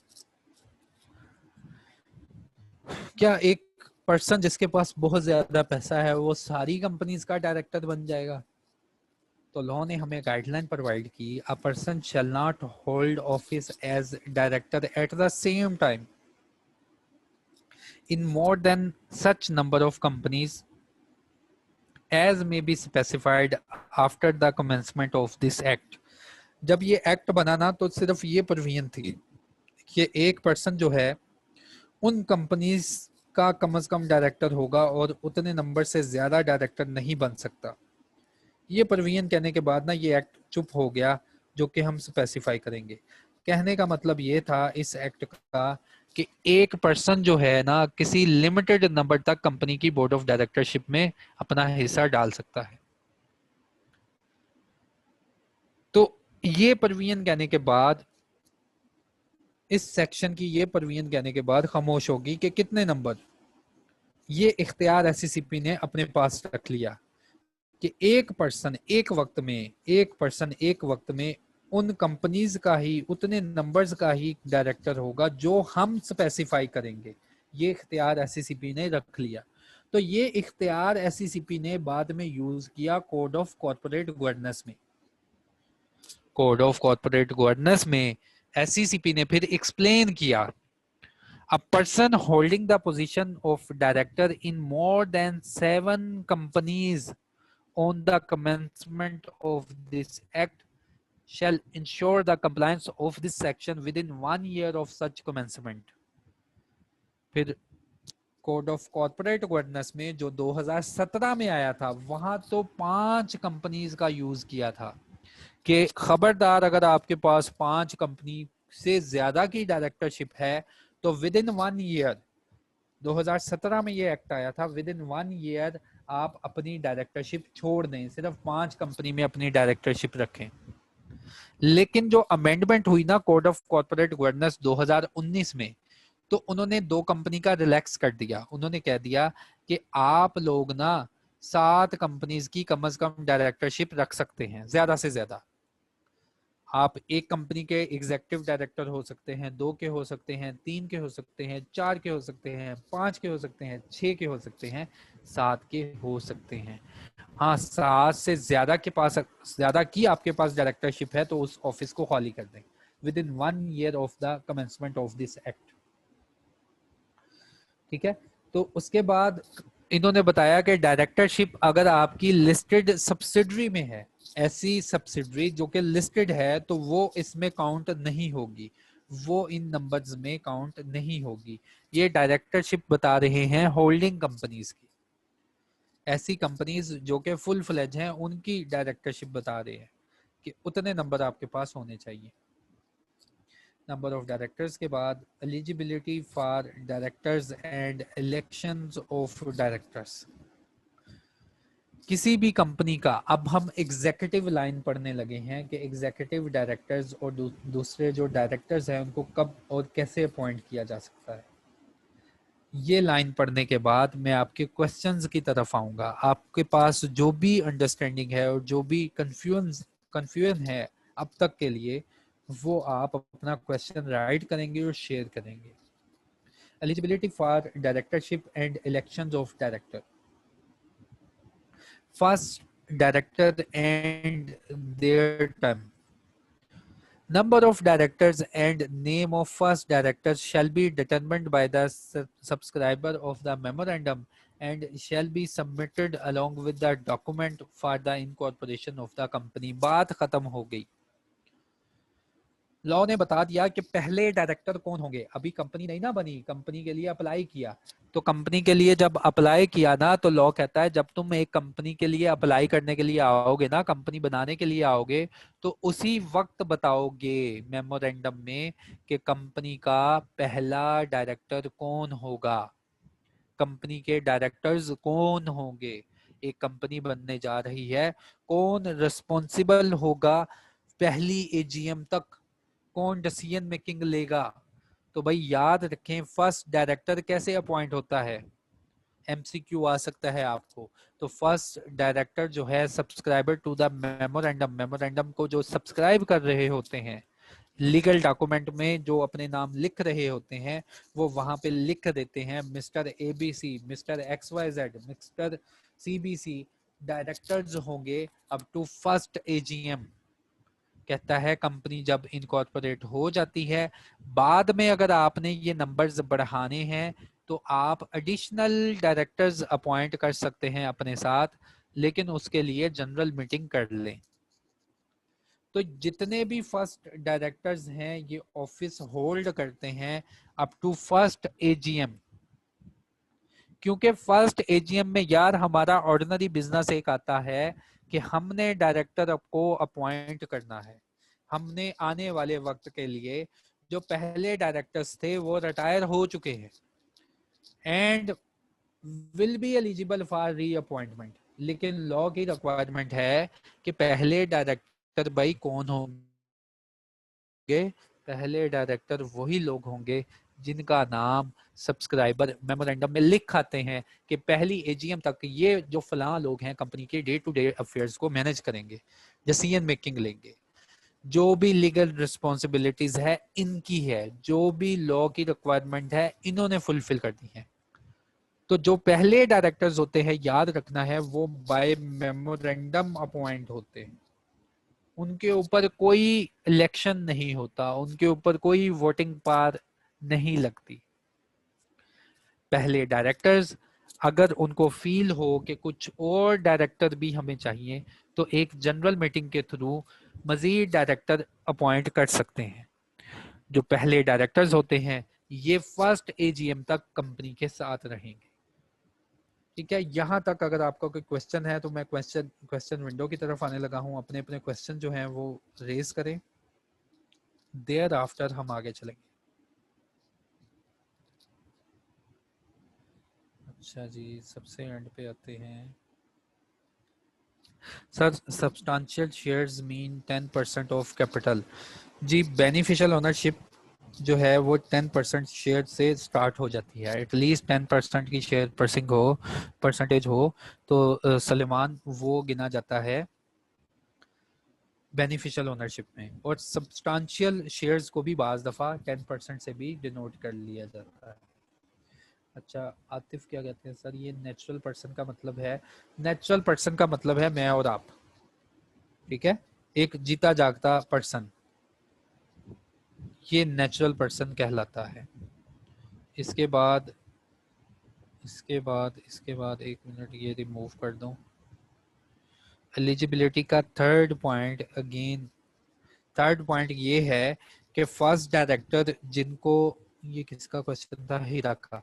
ہیرا جو فرسٹ ڈائریکٹرز ہوں گے نا ان کو میمورینڈم کے تھرو تو اپوائنٹ کر لیا جاتا ہے، لیکن یہ کب تک کمپنی کے ساتھ رہیں گے، یہ کب تک اپنی پارٹس کو یوز کر سکیں گے؟ یہ ڈائریکٹرز جو ہوتے ہیں نا یہ اپنی پارٹس کو یوز کر سکیں گے فرسٹ اے جی ایم تک. پھر لوگوں کا پیسہ لگا ہوا ہے، لوگ آ کے ڈیسائیڈ کریں گے نیکسٹ پیریڈ کے لیے کون کمپنی کو گائیڈ کرے گا. کیا یہ تیسرا پوائنٹ تھا کا کوشچن ہو گیا؟ سر کائنڈلی کمپنی کی ہرارکی بتا دیں.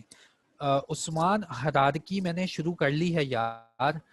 بورڈ آف ڈائریکٹرز میں ایک بورڈ آف ڈائریکٹر ہے. بورڈ آف ڈائریکٹر ایسا بورڈ جو کہ ڈیسیژن میکنگ لے رہا ہے، اس میں نے پہلا بندہ جو ہے نا وہ سٹارٹ کر لیا.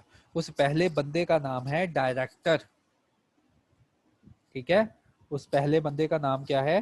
ڈائریکٹرز. وہ میں نے سٹارٹ کر لیا. پھر اس کے بعد ہم سی ای او، C F O, company secretary ان سب کو پڑھیں گے یار. ہم نے مینجمنٹ کو سٹارٹ کر لیا ہے، ٹھیک ہے. ابھی ہم نے جو لائن سٹارٹ کر لی ہے نا یہ بورڈ آف ڈائریکٹرز میں ڈائریکٹرز کو پڑھنا شروع کر لیا ہے. پھر جب ہم ان کو کمپلیٹ کریں گے تو انشاءاللہ اس کی ہرارکی بھی آپ کو سمجھ آ جائے گی.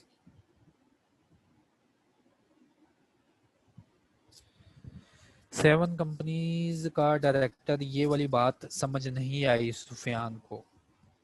سفیان یہ جو لا کی ریکوائرمنٹ تھی نا کہ آپ کم از کم اتنی کمپنیز کی ڈیسیژن میکنگ اپنے پاس رکھیں گے جتنی کا ہم آپ کو بولیں گے.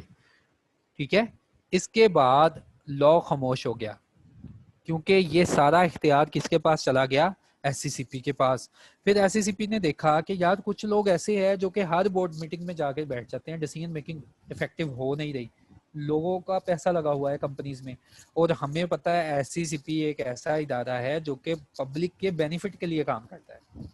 تو ڈیسیژن میکنگ افیکٹو ہو اور جو افیکٹو مائنڈز ہیں وہ زیادہ سے زیادہ بورڈ آف میٹنگ میں انکلوڈ ہوں, تو انہوں نے کہا کہ یار آپ میکسیمم صرف 7 کمپنیز کی افیکٹو بورڈ میٹنگ میں جا سکتے ہیں, ان میں بیٹھ سکتے ہیں, ڈیسیژن میکنگ پار اپنے پاس رکھ سکتے ہیں. ہاں اگر آپ کے پاس زیادہ پیسے اور بھی ہیں, کسی اور کمپنی میں بھی آپ نے انویسٹمنٹ کی ہے, تو ایز اے ممبر جائیں گے اس کمپنی میں, اس کمپنی میں بورڈ آف ڈائریکٹرز میں نہیں جا کے بیٹھیں گے. صرف 7 کمپنیز اپنے پاس ایسی رکھو جن کو آپ چاہتے ہیں کہ آپ ان کو مینج کر سکتے ہیں. اس کے علاوہ اگر آپ کے پاس پیسے ہیں آپ ان کو انویسٹ کریں, لیکن بورڈ آف ڈائریکٹر میں جا کے نہیں بیٹھیں گے. ٹھیک ہے. یہ ہمیں بتا دیا گیا کمپنیز ایکٹ کے سیکشن نمبر 155 نے. اور یہ 7 کا نمبر نا پہلے 5 ہوتا تھا. پھر کوڈ آف کارپوریٹ گورننس جو کہ بالکل ڈائریکٹرز کو ریگولیٹ کر رہی ہوتی ہے, اس نے بتایا کہ چلو 5 نہیں 7 رکھ لو. ٹھیک ہے. تو یہ وہاں پہ یوز ہوتا ہے نمبر, کہ کیوں یہ 7 نمبر لا نے بتائے ہیں آپ کو. اچھا اب کس کا کوشچن ہے؟ سوری, سبسیڈری کمپنی میں ریسٹرکشن نہیں اپلائی ہوگی. جی سبسیڈری لیکن لسٹڈ ہو, نجم سبسیڈری ہو لیکن وہ لسٹڈ ہو, وہ اسٹاک ایکسچینج میں لسٹڈ ہو. ٹھیک ہے. پھر یہ ریسٹرکشن اپلائی نہیں ہوگی. سر انڈیپینڈنٹ ڈائریکٹر اور نان ایگزیکٹو ڈائریکٹر کی مسٹیک پر ہول ٹائم ڈائریکٹر اور ایگزیکٹو ڈائریکٹر لائبل ہوں گے. جی لازمی ہوں گے. ٹھیک ہے. جہاں پہ یوز ہوگا نا ورڈ بورڈ آف ڈائریکٹر کی مسٹیک کا, تو پھر دیکھا جائے گا کہ کون انوالو ہے اس میں. انڈیپینڈنٹ ڈائریکٹر اس میں انوالو ہے, نان ایگزیکٹو انوالو ہے, تو یہ ان بندوں کے ساتھ بھی شامل ہو جائیں گے اگر ان کی ڈیسیژن میکنگ لی گئی. اگر ان کی ڈیسیژن میکنگ اس فیصلے میں نہیں لی گئی, ان کا ویو پوائنٹ اس فیصلے میں نہیں لیا گیا, تو یہ بندے لائبل نہیں ہوں گے. اچھا جی. پھر کہا can 1 person be an employee of the company and non executive director. ہو سکتا ہے ایک پرسن ایک کمپنی کا فل ٹائم امپلائی ہے, ٹھیک ہے, لیکن اس کے پاس فرحان اقبال اتنے پیسے ہیں کہ وہ کسی دوسری کمپنی میں اس نے انویسٹ کر دیے. فل ٹائم امپلائی ہونے کے بعد اس کے پاس اگر اتنا ٹائم بچتا ہے کہ وہ کبھی کبھی بورڈ میٹنگ میں جا کے بیٹھ جاتا ہے, تو وہ نان ایگزیکٹو ڈائریکٹر بن سکتا ہے یار. ہاں لیکن یہ بات اپنے پاس لکھ لو کہ جو بندہ ایک کمپنی کا فل ٹائم ڈائریکٹر ہے نا, کسی دوسری کمپنی میں فل ٹائم ڈائریکٹر نہیں کام کر سکے گا, کیونکہ سارا ٹائم تو وہ اپنا ایک کمپنی کو دے رہا ہے, تو دوسرا ٹائم وہ دوسری کمپنی کو نہیں دے پائے گا. تو میں نے تو کبھی کوئی ایسی ایگزامپل نہیں دیکھی کہ ایک سی ایف او, ایک کمپنی کا full time C F O جو ہے ایک کمپنی کا, وہ فل ٹائم دوسری کمپنی کو بھی دے رہا ہے.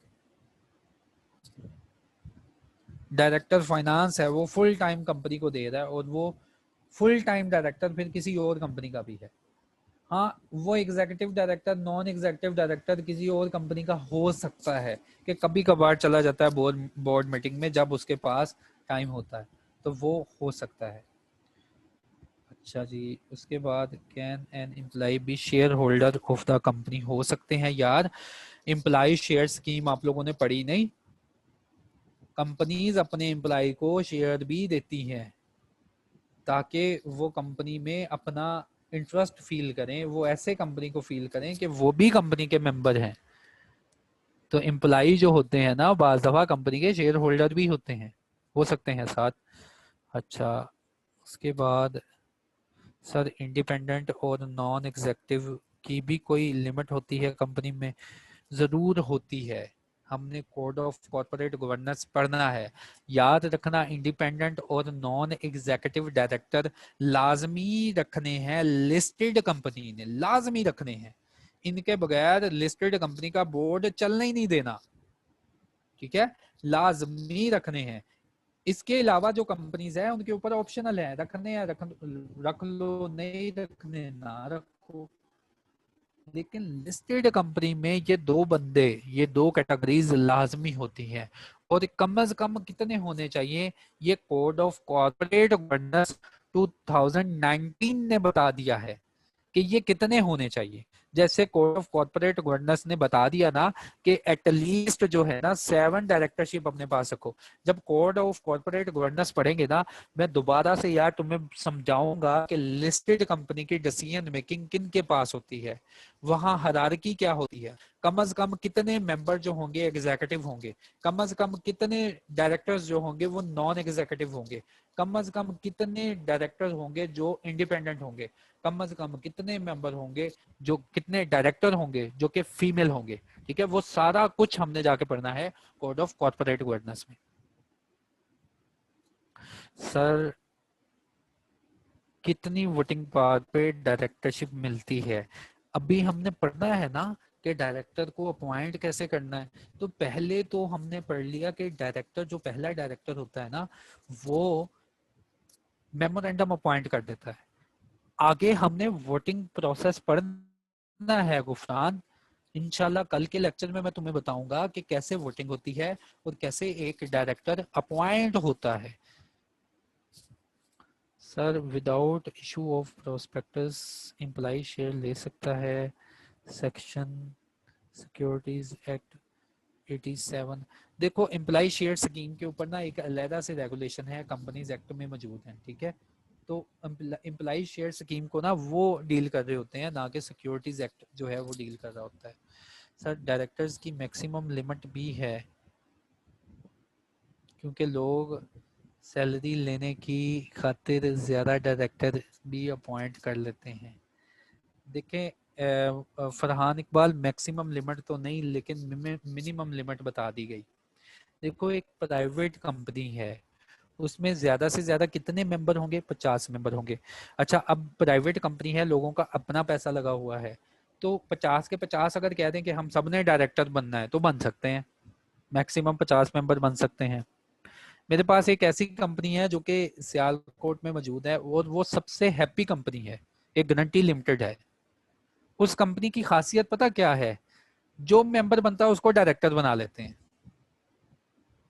اور میری نظر میں وہ ایک ہیپی کمپنی ہے, وہ سب کی ڈیسیژن میکنگ چلتی ہے وہاں پہ. تو میکسیمم لمٹ یار کچھ نہیں ہے, میکسیمم لمٹ لا نے ڈیفائن نہیں کی. آپ کا اپنا پیسہ لگا ہوا ہے, آپ کے اختیار میں ہے کہ نمبر کتنے فکس کرنے ہیں. ہاں ان نمبر کی تعداد جو فکس ہوتی ہے نا جنرل میٹنگ میں فکس ہوتی ہے. نمبر آف ڈائریکٹرز کتنے رکھنے ہیں سب لوگ اکٹھے ہو جاتے ہیں اور سب لوگ میٹنگ میں فیصلہ کرتے ہیں کہ ہاں کہ ہم نے کتنے نمبر آف ڈائریکٹرز اپوائنٹ کرنے ہیں. اچھا یہ بھی ہو گیا. پبلک کمپنی میں تو اپنا پیسہ نہیں ہوتا. کیوں نہیں ہوتا؟ لوگوں کا بھی ہوتا ہے, اپنا بھی ہوتا ہے. تو جیسے میں نے گارنٹی لمیٹڈ کی ایگزامپل دے دی نا کہ سب کی گارنٹی ہے لیکن سب جو ہے وہ ڈائریکٹر بھی ہیں. سر وداؤٹ یہ بھی ہو گیا تھا, یہ ہو گیا. سر ایک پرسن ایک کمپنی میں ملٹیپل ڈائریکٹرشپ ہولڈ کر سکتا ہے؟ دیکھو ایک پرسن جو ہے نا ایگزیکٹو ڈائریکٹر ہے تو وہ نان ایگزیکٹو کیسے بنے گا؟ ایگزیکٹو ڈائریکٹر اسی پرپس کے لیے بنانا کہ یار میں والنٹیئر ہوں, مجھے آپ day to day decision making میں دے دو. جب وہ بندہ ایگزیکٹو کی کیٹیگری میں چلا گیا تو بتاؤ وہ نان ایگزیکٹو بن سکتا ہے؟ نہیں بن سکتا, کیونکہ نان ایگزیکٹو کی ڈیفینیشن سے ہی وہ نکل گیا. ہاں اگر ایک بندہ ایگزیکٹو ڈائریکٹر ہے, وہ کہے جی میں جی ڈائریکٹر بننا چاہتا ہوں, میں ڈائریکٹر بننا چاہتا ہوں انڈیپینڈنٹ, تو وہ بھی نہیں بن سکتا کیونکہ انڈیپینڈنٹ ڈائریکٹر نہیں وہ بن سکتا. ہاں اگر ایک ایسا پرسن جو کہ کوالیفائڈ ہے, اس کے پاس پیسے بھی اتنے تھے کہ وہ ڈائریکٹر بن گیا, ایگزیکٹو ڈائریکٹر بن گیا, اب وہ کہتا ہے کہ آپ لوگ, کیونکہ میں نے اے سی ایم اے کیا ہوا ہے, آپ لوگ نا مجھے کمپنی کا فائنانس ڈائریکٹر بھی اپوائنٹ کر دیں, تو ہو سکتا ہے. ٹھیک ہے, کیونکہ تھا وہ ایگزیکٹو ڈائریکٹر اور وہ پھر کہہ رہا ہے کہ مجھے آپ نے فائنانس ڈائریکٹر بھی تو رکھنا ہے, آپ مجھے ہی رکھ لیں کیونکہ میری اتنی قابلیت ہے. تو ایسا ہو سکتا ہے کہ وہ ملٹیپل ڈائریکٹرشپ اس سینس میں رکھ سکتا ہے. پبلک کمپنی میں اچھا ٹھیک ہے. اے نمبر آف ڈائریکٹرشپ کی ریسٹرکشن میں نان ایگزیکٹو ڈائریکٹر اور انڈیپینڈنٹ ڈائریکٹر انکلوڈ ہوتے ہیں. دیکھو نان ایگزیکٹو ڈائریکٹر اور انڈیپینڈنٹ ڈائریکٹر کی پہلے تو ہم نے بات کرنی ہے لسٹڈ کمپنی میں. پھر لسٹڈ کمپنی میں نا یہ جو 7 کا نمبر بتایا نا کہ کم از کم 7 نمبر ہونے چاہیے, تو وہ کوڈ آف کارپوریٹ گورننس کی ریگولیشن ہے, وہ ہم وہاں پہ پڑھیں گے.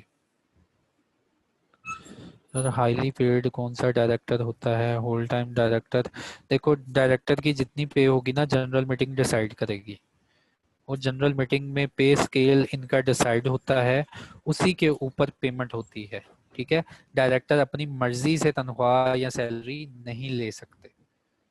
یہ ہم سارا پڑھیں گے کوڈ آف کارپوریٹ گورننس میں انشاءاللہ. اچھا اس کے بعد سر سیکشن 55 کا 2 پوائنٹ ایکسپلین کر دیں. ہوپ فلی میں نے ایکسپلین کر دیا تھا کہ, اور یہ مجھ سے انہوں نے بھی پوچھ لیا تھا نجم صاحب نے, کہ ڈائریکٹرشپ جو ہے اس میں سبسیڈری کی کاؤنٹ نہیں ہونی. ہاں اگر لسٹڈ سبسیڈریز میں آپ کی ڈائریکٹرشپ ہے نا, ایسی سبسیڈری جو کہ لسٹڈ ہے, تو اس کے نمبرز نہیں کاؤنٹ ہوگے میکسیمم لمٹ میں. سر ڈائریکٹرز کی میکسیمم لمٹ, یہ بھی ہو گیا. فرحان اقبال صاحب کا بھی کوشچن ہو گیا. اس کے بعد سر فرسٹ ڈائریکٹر فرسٹ اے جی ایم تک رہتا ہے, کیا وہ دوبارہ ڈائریکٹر بن سکتا ہے؟ ہاں جی بالکل, ہم نے پڑھنا ہے ابھی. ایک ڈائریکٹر جو کہ ریٹائر ہو گیا وہ eligible to be re appointed ہوتا ہے. ٹھیک ہے, یہ بھی ہم نے پڑھنا ہے. اس کے بعد سر آپ بتا رہے تھے انڈیپینڈنٹ ڈائریکٹر دیکھے گا کہ ڈائریکٹر سیل پرچیز کر رہا ہے, تو سر یہ ریلیٹڈ پارٹی ٹرانزیکشن ہوئی اور یہ کام ایکسٹرنل آڈیٹر کا ہے نا. دیکھو ریلیٹڈ پارٹی ٹرانزیکشن کے اوپر ڈیٹیل میں کمپنیز ایکٹ میں بھی ریکوائرمنٹ موجود ہے. جو ایکسٹرنل آڈیٹر ہوتا ہے نا وہ یہی ریکوائرمنٹ چیک کر رہا ہوتا ہے. تو اس کے علاوہ ایک اور چیک بٹھا دیا گیا کہ انڈیپینڈنٹ ڈائریکٹر بھی دیکھے کہ کوئی ایسی ڈیسیژن میکنگ تو نہیں ہو رہی جو بائزڈ ہو رہی ہے. ٹھیک ہے, تو یہ بھی ہو گیا پوائنٹ آپ کا. نمبر آف میکسیمم ڈائریکٹرز نہیں ڈیفائن کیے گئے, میکسیمم کی کوئی لمٹ نہیں. سر کسی کمپنی کا انڈیپینڈنٹ ڈائریکٹر کسی اور اسی کمپنی کا نہیں یار, انہوں نے کہہ دیا نا کہ انڈیپینڈنٹ ڈائریکٹر جو ہے نا, انڈیپینڈنٹ ڈائریکٹر جو ہے وہ پہلے سن لو, انڈیپینڈنٹ ڈائریکٹر ایسا ڈائریکٹر جو کہ کسی کمپنی میں اس کا کوئی انٹرسٹ نہیں ہے. ہاں انڈیپینڈنٹ ڈائریکٹر اس کمپنی کا نان ایگزیکٹو ڈائریکٹر بھی بن سکتا ہے, کیونکہ نان ایگزیکٹو ڈائریکٹر کی لمٹ میں نا ایک ہم نے پوائنٹ پڑھا ہے کہ یہ سبسٹانشیل یا یہ بینیفیشل اونر نہیں ہوتا کمپنی کا. تو بینیفیشل اونر کون نہیں ہو سکتا؟ ایسا پرسن بھی نہیں ہو سکتا جس کے پاس 0% کی شیئر ہولڈنگ ہو. تو انڈیپینڈنٹ ڈائریکٹر کسی کمپنی کا نان ایگزیکٹو ڈائریکٹر بھی بن سکتا ہے. ٹھیک ہے, 7 کمپنیز کا ڈائریکٹر, یہ بات سمجھ نہیں آئی سفیان. یہ میں نے بتا دیا آپ کو کہ میکسیمم جو ہے نا, میکسیمم آپ انڈیپینڈنٹ کمپنیز کی جو ہولڈنگ کمپنیز ہیں ان کی 7 سے زیادہ ڈائریکٹرشپ میں بیٹھ سکتے ہیں. سوری, میکسیمم 7 تک ڈائریکٹرشپ میں بیٹھ سکتے ہیں, 7 سے زیادہ نہیں. پہلے یہ 5 نمبر ہوتے تھے لیکن 2019 میں ان کو بڑھا کے 7 کیا گیا. یہ نیچرل پرسن کا کیا مطلب ہے یہ میں نے بتا دیا تھا. It is permissible for a company to have all directors of the same specified kind. Listed کے علاوہ 7 کا کوشچن ہے کہ کیا سارے کے سارے ڈائریکٹر ایک جیسے ہو سکتے ہیں؟ تو لسٹڈ کمپنی کے علاوہ سارے کے سارے ڈائریکٹر ایک ذات سے, ایک گھر سے, ایک رنگ کے, ایک نسل کے ہو سکتے ہیں. لسٹڈ کمپنی کے علاوہ بات کر رہا ہوں. لیکن لسٹڈ کے لیے نا, لسٹڈ کمپنی کے لیے پوری ایک ڈیٹیل میں ریگولیشن موجود ہے کوڈ آف کارپوریٹ گورننس, اور اس میں بتایا جائے گا کہ آپ کا گورننس اسٹرکچر جو ہے وہ کن ٹائپ کا ہونا چاہیے, اس میں کون کون سے کوالیفائڈ ممبر اور کون کون سے نان کوالیفائڈ ممبر ہونے چاہیے. ٹھیک ہے, تو ان کے علاوہ اگر دیکھو آپ کے پاس پیسے ہیں, آپ ایک کمپنی کھولیں, اپنے گھر کے ہی سارے ممبر اس میں ڈائریکٹر بنا لیں تو آپ کی مرضی, لیکن لسٹڈ میں یہ چکر نہیں ہے. نیچرل پرسن میں کون آتا ہے یہ بتا دیا تھا میں نے. سیکشن 154 میں پوائنٹ اے بی کا ڈفرنس کلیئر کر دیں. ہیرا کا کوشچن ہے کوشچن 154 میں, کوشچن 154 میں, اچھا سیکشن 154 میں 154 یہ ہے ڈفرنس. اچھا دوبارہ میں کوشچن پڑھ لوں ہیرا کا. ہیرا کہہ رہی ہے اے اور بی کا ڈفرنس. دیکھیں دو پرائیویٹ کمپنی دو قسم کی ہوتی ہے. ایک ایسی کمپنی جس کی ریکوائرمنٹ ہے جو کہ کمپنیز ایکٹ 2017 کے تھرو رجسٹر ہوتی ہے, اور اس کمپنی کی ریکوائرمنٹ ہوتی ہے کہ کم از کم 2 ممبر ہوں تو پرائیویٹ کمپنی بنے گی. لیکن ایک ایسی کمپنی بھی ہے جو کہ کمپنیز ایکٹ کے تھرو رجسٹرڈ نہیں ہوتی, لیکن ایک ایس ایم سی رول ہے 2001 کا, اس کے تھرو اپنی رجسٹریشن کرواتی ہے اور اس کا سٹیٹس بھی پرائیویٹ کمپنی ہوتا ہے. تو اس کمپنی کو کہا جاتا ہے سنگل ممبر کمپنی, اور یہ بھی پرائیویٹ کمپنی ہوتی ہے. تو دونوں کا ڈفرنس یہ ہے, ایک کو S M C rules regulate کر رہے ہوتے ہیں. یہ بھی کلیئر ہو گیا. سر if article of association mandate that director must hold the some shares, it means that the company cannot imply independent. بھائی یہ جو بھی ہے اس کا کوشچن یہ ہے کہ اگر ہم اپنے آرٹیکل میں ہی یہی بات لکھ دیں کہ ہم نے انڈیپینڈنٹ ڈائریکٹر نہیں رکھنا, ہم نے نان ایگزیکٹو ڈائریکٹر نہیں رکھنا, ہم نے صرف ایک ہی ڈائریکٹر رکھنے ہیں جو کہ ہماری فیملی کے ہوں گے یا جو ہماری پسند کے ہوں گے, تو بھائی دیکھو لسٹڈ کے, پھر میں دوبارہ بتا دوں لسٹڈ میں ایسی کوئی بات نہیں چلتی. اس کے علاوہ آپ کو پاکستان میں کئی ایگزامپل ملیں گی کہ ایک ہی کمپنی میں ایک ہی گھر کے افراد جو ہیں وہ ڈائریکٹر بنے ہوئے ہیں. پرائیویٹ کمپنی ہوگی, پبلک کمپنی ہوگی, ہاں, لیکن جو پبلک سیکٹر کمپنیز ہوتی ہیں, ایسی کمپنیز جس میں گورنمنٹ کی انویسٹمنٹ ہوتی ہے, یا ایسی کمپنیز جو کہ لسٹڈ ہوتی ہیں, ان میں ایسا کوئی چکر نہیں ہوتا. ان کمپنیز کو فالو کرنا پڑتا ہے کوڈ آف کارپوریٹ گورننس, اور اس میں کلیئر ریکوائرمنٹ ہوتی ہیں کہ بورڈ میں کون کون بندہ بیٹھے گا. سر کیا ڈائریکٹر اور مینیجر سیم ہوتے ہیں؟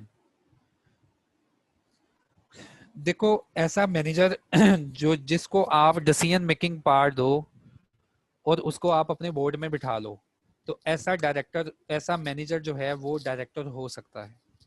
لیکن ایسا مینیجر جو کہ آپ کا امپلائی ہے اور اس کے پاس آپ کمپنی کے افیئرز کی ڈیسیژن میکنگ نہ دو, تو وہ مینیجر ہی ہے, تو وہ ڈائریکٹر نہیں ہوگا. پوائنٹ اے بی کا ڈفرنس دوبارہ کلیئر کر دیں. اچھا کمپنیز دو طرح کی ہوتی ہیں, سن لو. ایک ایسی پرائیویٹ کمپنی جس میں صرف ایک پرسن ہی ہوتا ہے, وہ پرائیویٹ کمپنی اپنی رجسٹریشن کرواتی ہے ایس ایم سی رولز 2001 کے تحت, اور ایسی کمپنی کو بتایا گیا کہ سنو تمہارے پاس ایک ہی ڈائریکٹر, کم از کم ایک ڈائریکٹر ہونا لازمی ہے, زیادہ جتنے مرضی رکھو. لیکن جو پرائیویٹ کمپنیز ہیں, ایسی کمپنیز جو کہ اپنے آرٹیکل آف ایسوسی میں ایل آر پی کی پروویژن ڈال لیتی ہیں, جو میں نے پہلے لیکچر میں بتایا کہ ایل آر پی لکھ آتی ہیں اپنے آرٹیکل آف ایسوسی میں, اور وہ آرٹیکل رجسٹر ہوتے ہیں تھرو کمپنیز ایکٹ کے تھرو. رجسٹرار آپ کو سرٹیفکیٹ دیتا ہے, مبارک ہو آپ کی پرائیویٹ کمپنی رجسٹر ہوگی, تو اس پرائیویٹ کمپنی کے لیے لازمی ہے 2 ڈائریکٹرز ہونے چاہیے. یہ پہلے دن کا لیکچر ہے جس میں نے ٹائپس آف کمپنیز بتائی تھی. سر نان ایگزیکٹو ڈائریکٹر کو کنسلٹنٹ بھی کہہ سکتے نہیں, کنسلٹنٹ ہوتا ہے آپ اپوائنٹ کرتے ہیں, آپ اس کو سیلری دیتے ہیں, آپ اس کو اپنے بورڈ میں نہیں بٹھاتے, آپ اس کو ڈیسیژن میکنگ کا اختیار نہیں دیتے. یہ نان ایگزیکٹو ڈائریکٹرز جو ہوتے ہیں نا, ان کے پاس ڈیسیژن میکنگ پاور ہوتی ہے اپنی فیلڈ سے ریلیٹڈ. آپ ان کو الاؤ کرتے ہیں, کمپنی میٹنگ الاؤ کرتی ہے کہ آپ کو جب بلایا جائے گا آپ کے پاس سارا اختیار ہے کہ اس فیصلے کے اوپر اپنا ڈیسیژن دے. कंसल्टेंट की हम राय ले सकते हैं, मान नहीं सकते। एक डॉक्टर है, आपको मेडिसिन लिख के दे सकता है, आपके ऊपर है कि वो मेडिसिन ले या ना ले। हाँ, अगर एक ऐसा डॉक्टर है कि जो उसने मेडिसिन लिख के दी, आपके ऊपर लाजमी हो गया कि उसको खाना ही खाना है, तो ऐसा डॉक्टर जो है ये नॉन एग्जीक्यूटिव डायरेक्टर है।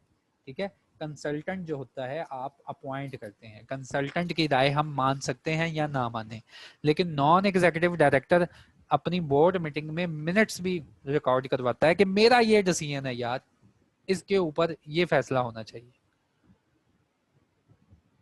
Sir whole time director member भी बन सकता है। हाँ, मैंने शुरू से बताया कि होल टाइम डायरेक्टर ना कभी कभी आप उसको एग्जीक्यूटिव डायरेक्टर भी कह देते हैं क्योंकि उसके पास शेयर्स भी होते हैं, लेकिन होल टाइम डायरेक्टर की एक खूबी होती है कि ये एम्प्लॉय भी होता है, ये कंपनी का एम्प्लॉय भी होता है।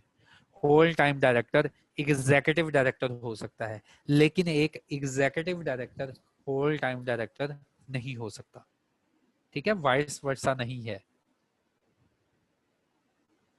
सर एसएमसी जो बंदा क्रिएट करता है वो किसी और को फर्स्ट डायरेक्टर बना सकता है अपनी जगह। देखो, जो एसएमसी क्रिएट करता है ना वही उसका डायरेक्टर होता है। ठीक है, एसएमसी रूल्स में हम पढ़ेंगे, वो अपने साथ अपनी मदद के लिए कोई और डायरेक्टर भी अपॉइंट कर सकता है। अच्छा सर, एक डायरेक्टर लिस्टेड कंपनी और प्राइवेट कंपनी दोनों में एक टाइम में डायरेक्टर बन सकता है यार, बन सकता है। एक डायरेक्टर है वो, इसीलिए तो उन्होंने कह दिया ना, ये काम चला हुआ था कि हर कंपनी में आपकी डायरेक्टरशिप, हर कंपनी में आपकी डायरेक्टरशिप। तो उन्होंने कहा डिसीजन मेकिंग चलती रहे, इफेक्टिव वे से चलती रहे। तो नंबर को रिस्ट्रिक्ट किया गया कि आप 7 नंबर तक, ऐसी कंपनीज जो कि फुल फ्लेज परफॉर्म कर रही हैं एज अ होल्डिंग स्टेटस, तो आप 7 नंबर तक रिस्ट्रिक्टेड हैं, बन सकता है। Sir whole time director member भी बन सकता है, ये मैंने बता दिया। Generally asking executive director can be या डायरेक्टर ऑफ, ये भी हो गया। सर डायरेक्टर जो है, डायरेक्टर को शेयर होल्डर अपॉइंट करते हैं। टाइप्स ऑफ डायरेक्टर को, डायरेक्टर देखो शेयर होल्डर जो अपॉइंट करते हैं ना, वो उनके पास इख्तियार होता है डायरेक्टर्स को अपॉइंट करने का जो कि एग्जीक्यूटिव लेवल के होते हैं। बाकी जो डायरेक्टर्स होते हैं ना, उनको अपॉइंट किया जाता है, उनको रखा जाता है, उनकी जो होती है ना वोटिंग, वो इलेक्शन के थ्रू नहीं आते। तो ये सारी जो रिक्वायरमेंट है इंशाल्लाह हम दोबारा रिपीट करेंगे। तो इंशाल्लाह कल का जो लेक्चर है यार मोस्ट इंपॉर्टेंट हमारे एग्जाम पॉइंट ऑफ व्यू से भी, क्योंकि उसमें सेक्रेटेरियल प्रैक्टिसेस ज़्यादा हैं। इलेक्शन ऑफ डायरेक्टर होने वाला है कल। अभी तक मैंने आपको डायरेक्टर्स की टाइप्स बता दी कि डायरेक्टर्स कितनी रंग के होते हैं। हाँ, ये टाइप्स होती हैं लिस्टेड कंपनी में। ये टाइप्स इसलिए बताना लाजमी थी ताकि आगे चल के आपको मसला ना हो, और आपने भी ये टाइप्स सुनी होगी। हम दोनों एक पेज पे आ जाएं, इसलिए मैंने ये टाइप्स रिपीट की। फर्स्ट डायरेक्टर मैंने बता दिया कि जब एक कंपनी बनने लगती है, चाहे वो कोई भी कंपनी हो, लिस्टेड अनलिस्टेड प्राइवेट जो भी हो, जो मेमोरेंडम में नाम होगा ना वही डायरेक्टर होंगे और फर्स्ट एजीएम तक होंगे। इंशाल्लाह कल के लेक्चर में हम देखेंगे कि डायरेक्टर को कैसे सिलेक्ट अपॉइंट किया जाता है और उसकी सेक्रेटेरियल प्रैक्टिसेस क्या है। ओके जी, अल्लाह हाफिज।